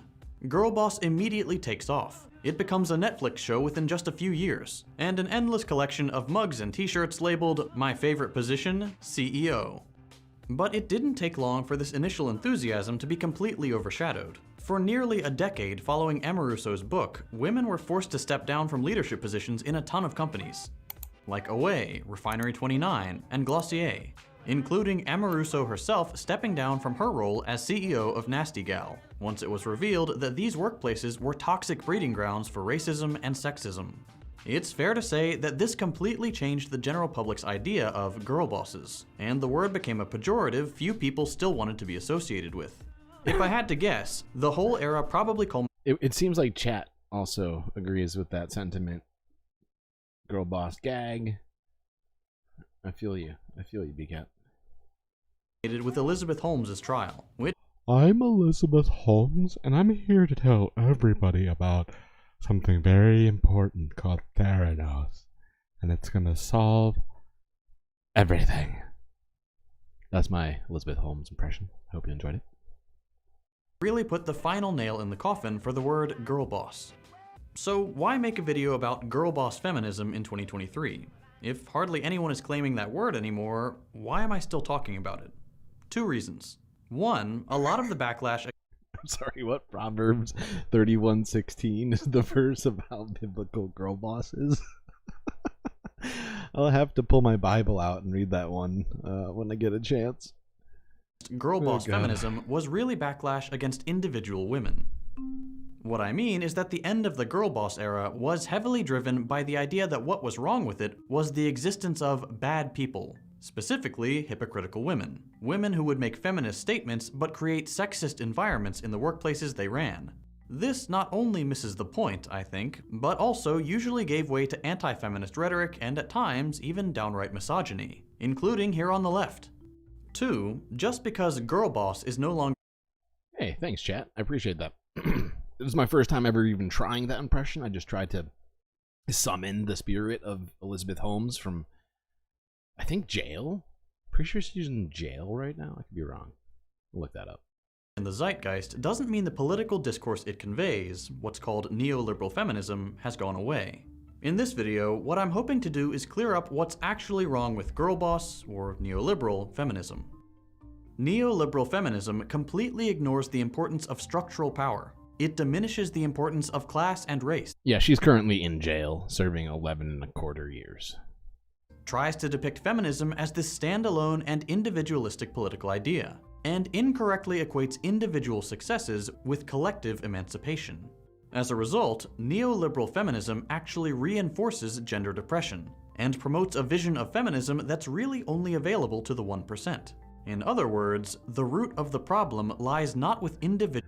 I'm just noticing this whole chat, like monologue, well not monologue, but story the B-Cat's been weaving for us about how she didn't notice that her neighbors had a whole child. Now, I would point out the whole part is the least shocking of me. If you told me that you didn't realize that they had a half a child, then I would be way more shocked. That's still a little bit weird. But hey, children are small and easy to not see. You know, they're always kind of, you know, just out of the way, like underfoot, and difficult to spot. They're very sneaky, kind of like ninjas. Girl bosses, but with neoliberal girl boss feminism itself. And just because the word girl boss is mostly gone, doesn't mean that this political discourse is. Before I start outlining this whole thing, by the way, I should specify that I'm not an expert in women's studies or feminist theory, so I'm going to rely pretty heavily on the work of feminist authors that I've cited in the description. If anything I talk about sounds interesting to you, I definitely didn't come up with it myself, and you can probably find a book or an article in there that explains it in depth. Anyway, neoliberal feminism. What is it? In short, neoliberal feminism takes all the collective action that feminist politics has traditionally been built on and just scraps it. Neoliberal feminism, like what do we need that neoliberalism for? more generally, is highly and myopically individualistic. It centers the idea that politics is mainly something happening at the individual level, something that people nurture within themselves and apply to their own lives, not something that people engage in collectively. As such, it doesn't necessarily completely ignore structures of power, but which essentially means, neoliberals, just to interpret what he's just said, is essentially saying that neoliberal feminism is really that sort of rugged, individualistic, libertarian ideology, but applied to women. And, you know, it's like we can defeat the patriarchy with libertarianism. That's the solution. Neoliberal feminists alike, these only exist insofar as they can be overcome. They're not really things that can be abolished or changed. They're more like hurdles in the individual's journey to success. Neoliberal politics, as you might expect, is heavily dependent on the idea that things like self-reliance, efficiency, and most importantly, entrepreneurship and hard work are moral qualities. And by contrast, it paints things like welfare or universal public services as handouts. So, I don't know if you're hearing this, ladies, but what you need to do is go into your closet, get those high heels and like a glue gun, right? And I need you to glue onto your high heels and get a little crafty, okay? And you got to glue onto your high heels boot straps. Buy some boots or maybe just some straps, and you glue those to your high heels so that you can pull yourself up by your high heels whenever you're out there being a girl boss, okay? Thanks, champ. One should be ashamed of and interpret as a sign of personal failure, a sign of not being good enough to live without them. For example, neoliberal politics depicts something like being unemployed not as a societal failure, but as proof that an individual did something wrong. When in reality, unemployment is a natural outcome of a capitalist economic system. Even if everyone abides by and internalizes neoliberal values, even if everyone is hardworking, everyone is entrepreneurial, and everyone is self-reliant, unemployment will still exist because the state and private businesses have a mutual interest in keeping the cost of labor down, and very little incentive and means to create full employment. But back to neoliberal feminism.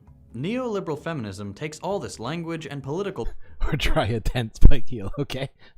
Totally fair. Totally fair. Hopefully everybody knew that I was being incredibly sarcastic just now. Do not do that. Do not do that. First off, it would be very wasteful to be cutting off straps from boots to put them on high heels. First off, high heels are pretty uncomfortable, so I don't think anybody should be wearing them all the time unless that's really your thing, in which case do you. But yeah, obviously that was a joke.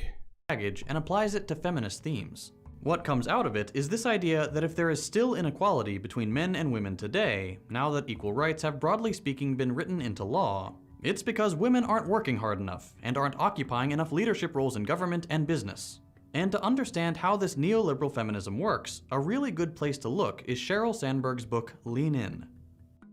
For a little background, Sandberg used to be Facebook's COO, and in 2013 she released this book that almost immediately became a New York Times bestseller. At first glance, Lean In sort of looks like any typical self-development book, just... Oh, thank God. We have Sheryl Sandberg here to help us. Whew. I wasn't sure. I couldn't figure out a direction that feminism needs to go in, but now we got Sheryl, the chief operating officer of... Zuckerberg's Facebook book. That happens to be marketed towards women. But it's much more than that. For the feminist scholar Catherine Rottenberg, Lean In is a great representation of what neoliberal feminism is. And because the book is so popular, it actually had a big part in defining this ideology. In Sandberg's own words, Lean In is, quote, sort of a feminist manifesto. And in it, Sandberg sketches out the main tenets of neoliberal feminism, its commitment to an individual approach to politics, its race blindness and class blindness, among others, and its specific definition of inequality as being a lack of representation. Very early in the book, Sandberg shares her intentions for writing it, saying, quote, more female leadership will lead to fairer treatment for all women. In the early chapters, gender inequality is consistently associated with a lack of female representation at the top, to the point where the two become synonymous. Absolutely. And I think the point that I would want to make here in this moment is that yes, I think that we need more women in leadership, but no, it's not a solution to all of women's problems. And also, it's completely dependent on what women you put in office, right? If you put, Hillary Clinton and, I don't know, what's her face? God, my brain just broke. Oh, Aunt Lydia. I want to call her Aunt Lydia, but I know that's not her name. Like Sarah Huckabee Sanders, what's her called? Who's the one from Alaska? Oh, my brain is just failing right now. Oh, but you know what I'm saying? If you put the wrong people in office, you're not going to get the sort of policies that actually help women, right? Women aren't a monolith. Thank you, Pitchforks. So true. 100% true. For Sandberg, capital E equality becomes defined as equal representation in leadership. And in practice, taken to its logical end, this vision of feminism leads to moments like this. Hillary Clinton calling the election of the Italian fascist Giorgia Meloni a step forward, because it's a case of a woman achieving a high status. To be clear, gender parity is a good thing. The problem with Sandberg's approach, however, is that it considers that gender parity in leadership... Thank you, Sarah Palin, Moa Noep, reading my mind. I really appreciate that. ...is both the ultimate measure or goal... Sure, Katie Britt, you put those people in office, you're gonna have a bad time. ...equality, the means by which it should be achieved, and that it can be considered in a vacuum. If you apply that to the Georgia Maloney example, despite leadership parity being achieved... Sarah Palin is a model. God damn it, chat. I'm trying to focus on feminism right now. You're making jokes. That was hilarious, though. It was a great joke. So, you know what? Keep them coming. Promoting a patriarchal, conservative, racist discourse that ultimately hurts 99% of women, it is still considered a step forward by neoliberal feminists because leadership parity is the central focus of neoliberal feminism. Like trickle-down economics, then, Sandberg's political strategy for feminism prioritizes a few women achieving a high status on the assumption that this will automatically bring benefits to all the other women on the lower rungs of the hierarchy. This philosophy is justified on the basis that since sexism... Good old trickle-down feminism.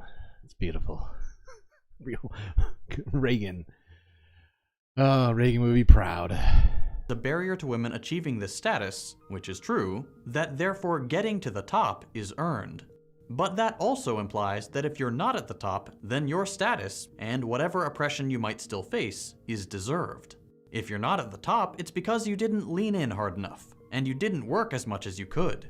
After all, if she could do it, so can you. Sure. It doesn't take much to... Okay, chat. Actually, maybe we'll watch the... You guys want to press 1 in chat if you want to watch the rest of this documentary, because this is my last video. So if I stop now, it's the end of the stream. It's up to you, chat. It is in your hands. Ones will continue the stream. No ones will effectively end it.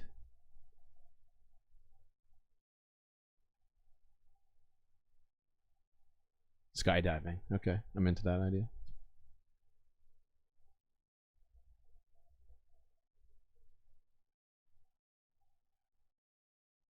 One in chat, more ones.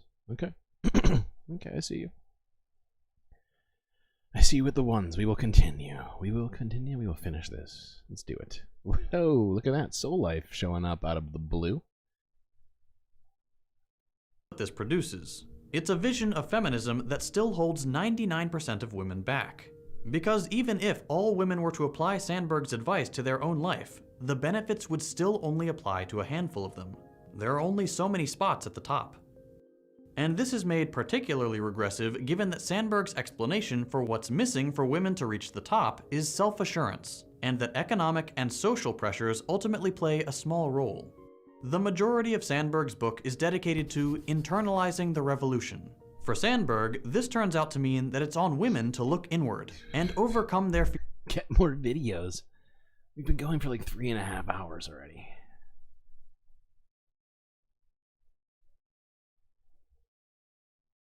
Of being too outspoken or quote-unquote aggressive, and essentially conform to the norms of the market in order to close the leadership gap.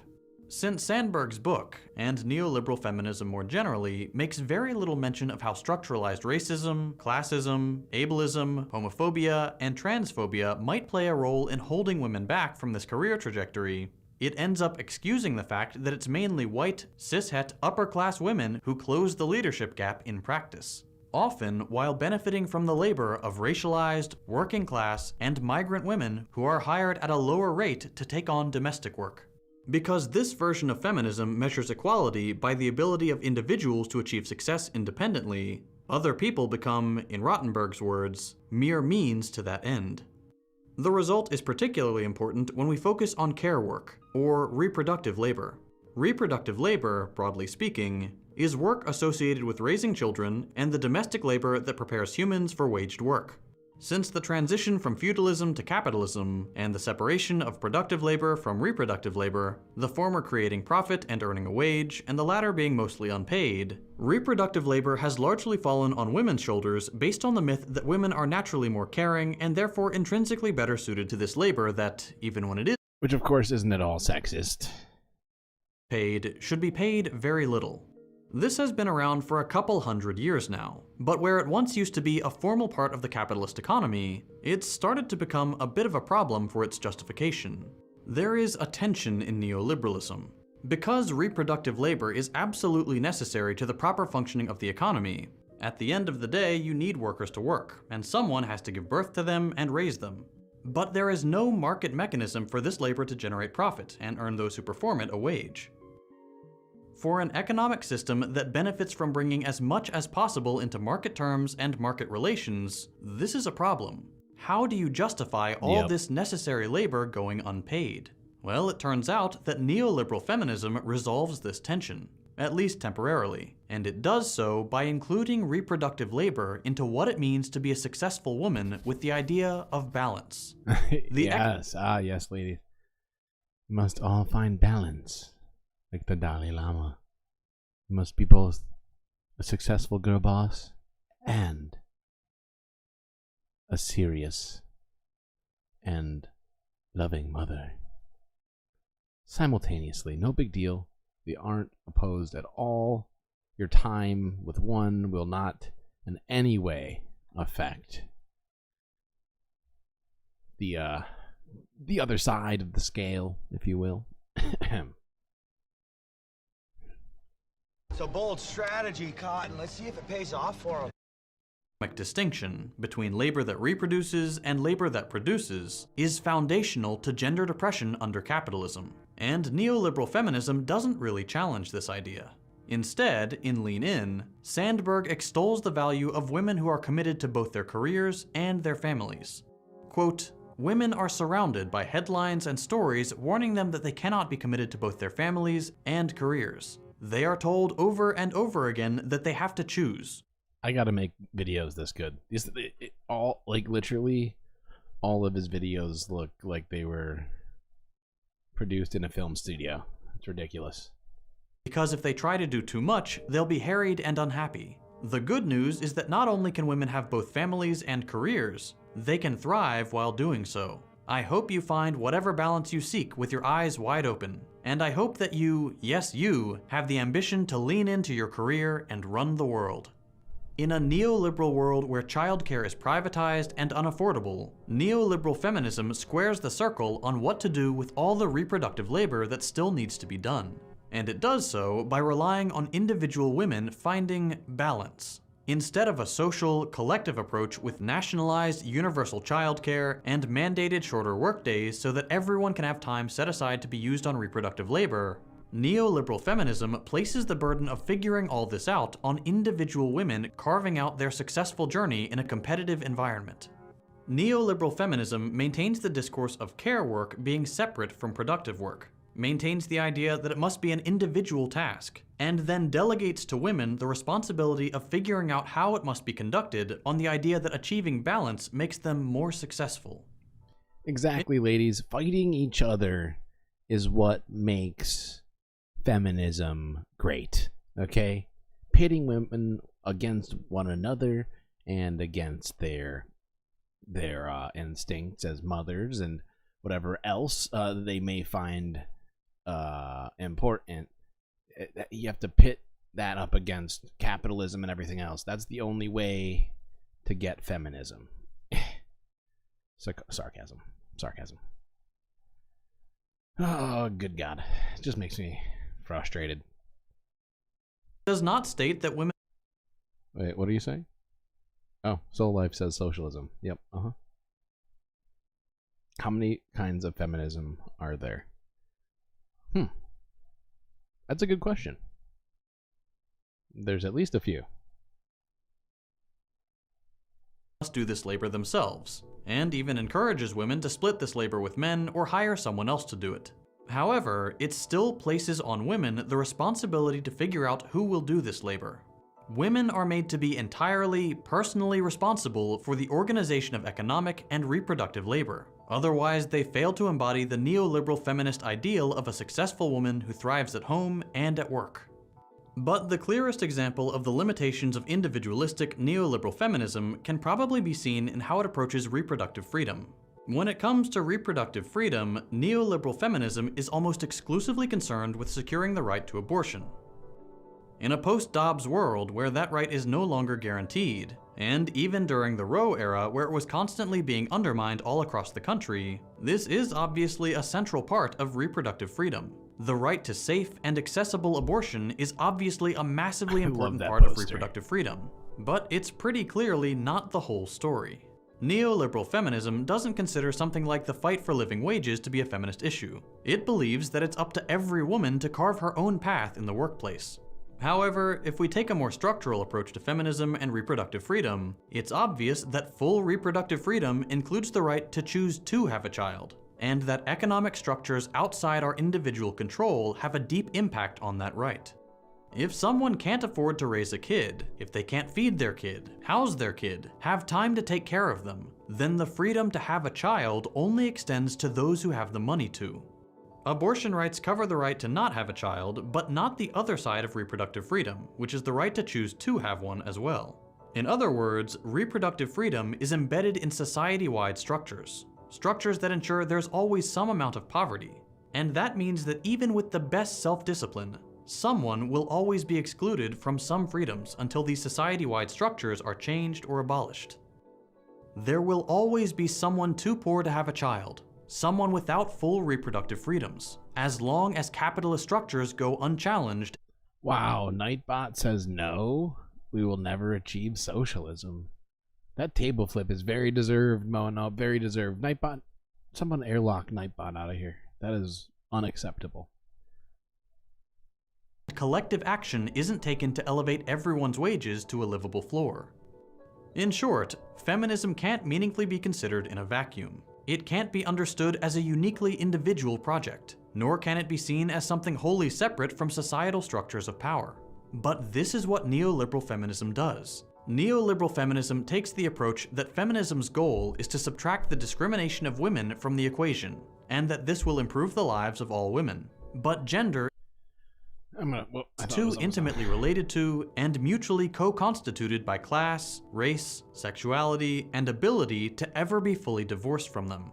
And so this kind of feminism ends up leaving 99% of women behind, and only making things better for a handful of senators and CEOs. It's not emancipation when a minority of people find a place in the racial, heteronormative, and patriarchal capitalism we live under. Emancipation can only happen when this system is dismantled and replaced with something better. It is so hard for me to interrupt this guy. These videos are always so good. And he's consistently and constantly like assessing the structures of power in a way that I almost always appreciate, literally. And you know, the videos are so well produced and everything else like that. It's just so nice to see.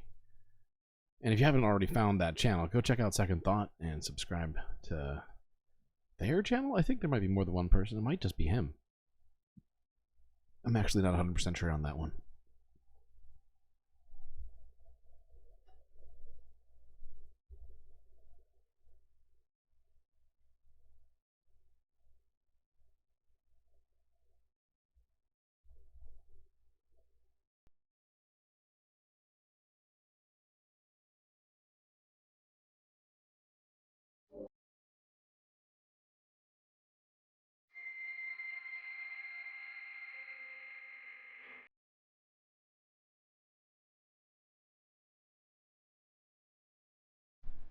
Oh, good God. Another night full of tragedy, disaster, filling the city streets and alleyways as I walk through the galaxy of doom. It's a pleasure having all of you folks here tonight. I'm sure I'll see you soon. Suppose that's it for me, Streamlord. Suppose it's time for me to say goodnight. Till I see you next. You stay classy, Galactic Stream Nation.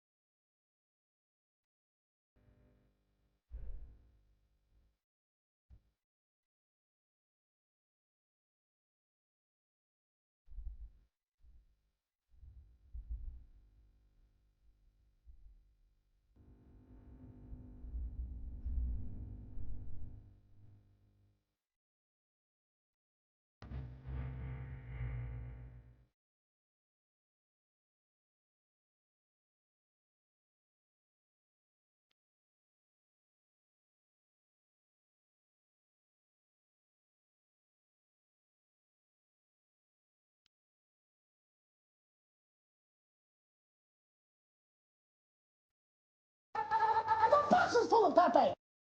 Don't be creepy. So bold strategy, Cotton. Let's see if it pays off for him. In the Ice Age, how much taxes did people pay? I feel like I'm taking crazy pills. It looks good. And he looks hard. It looks good. And he looks hard.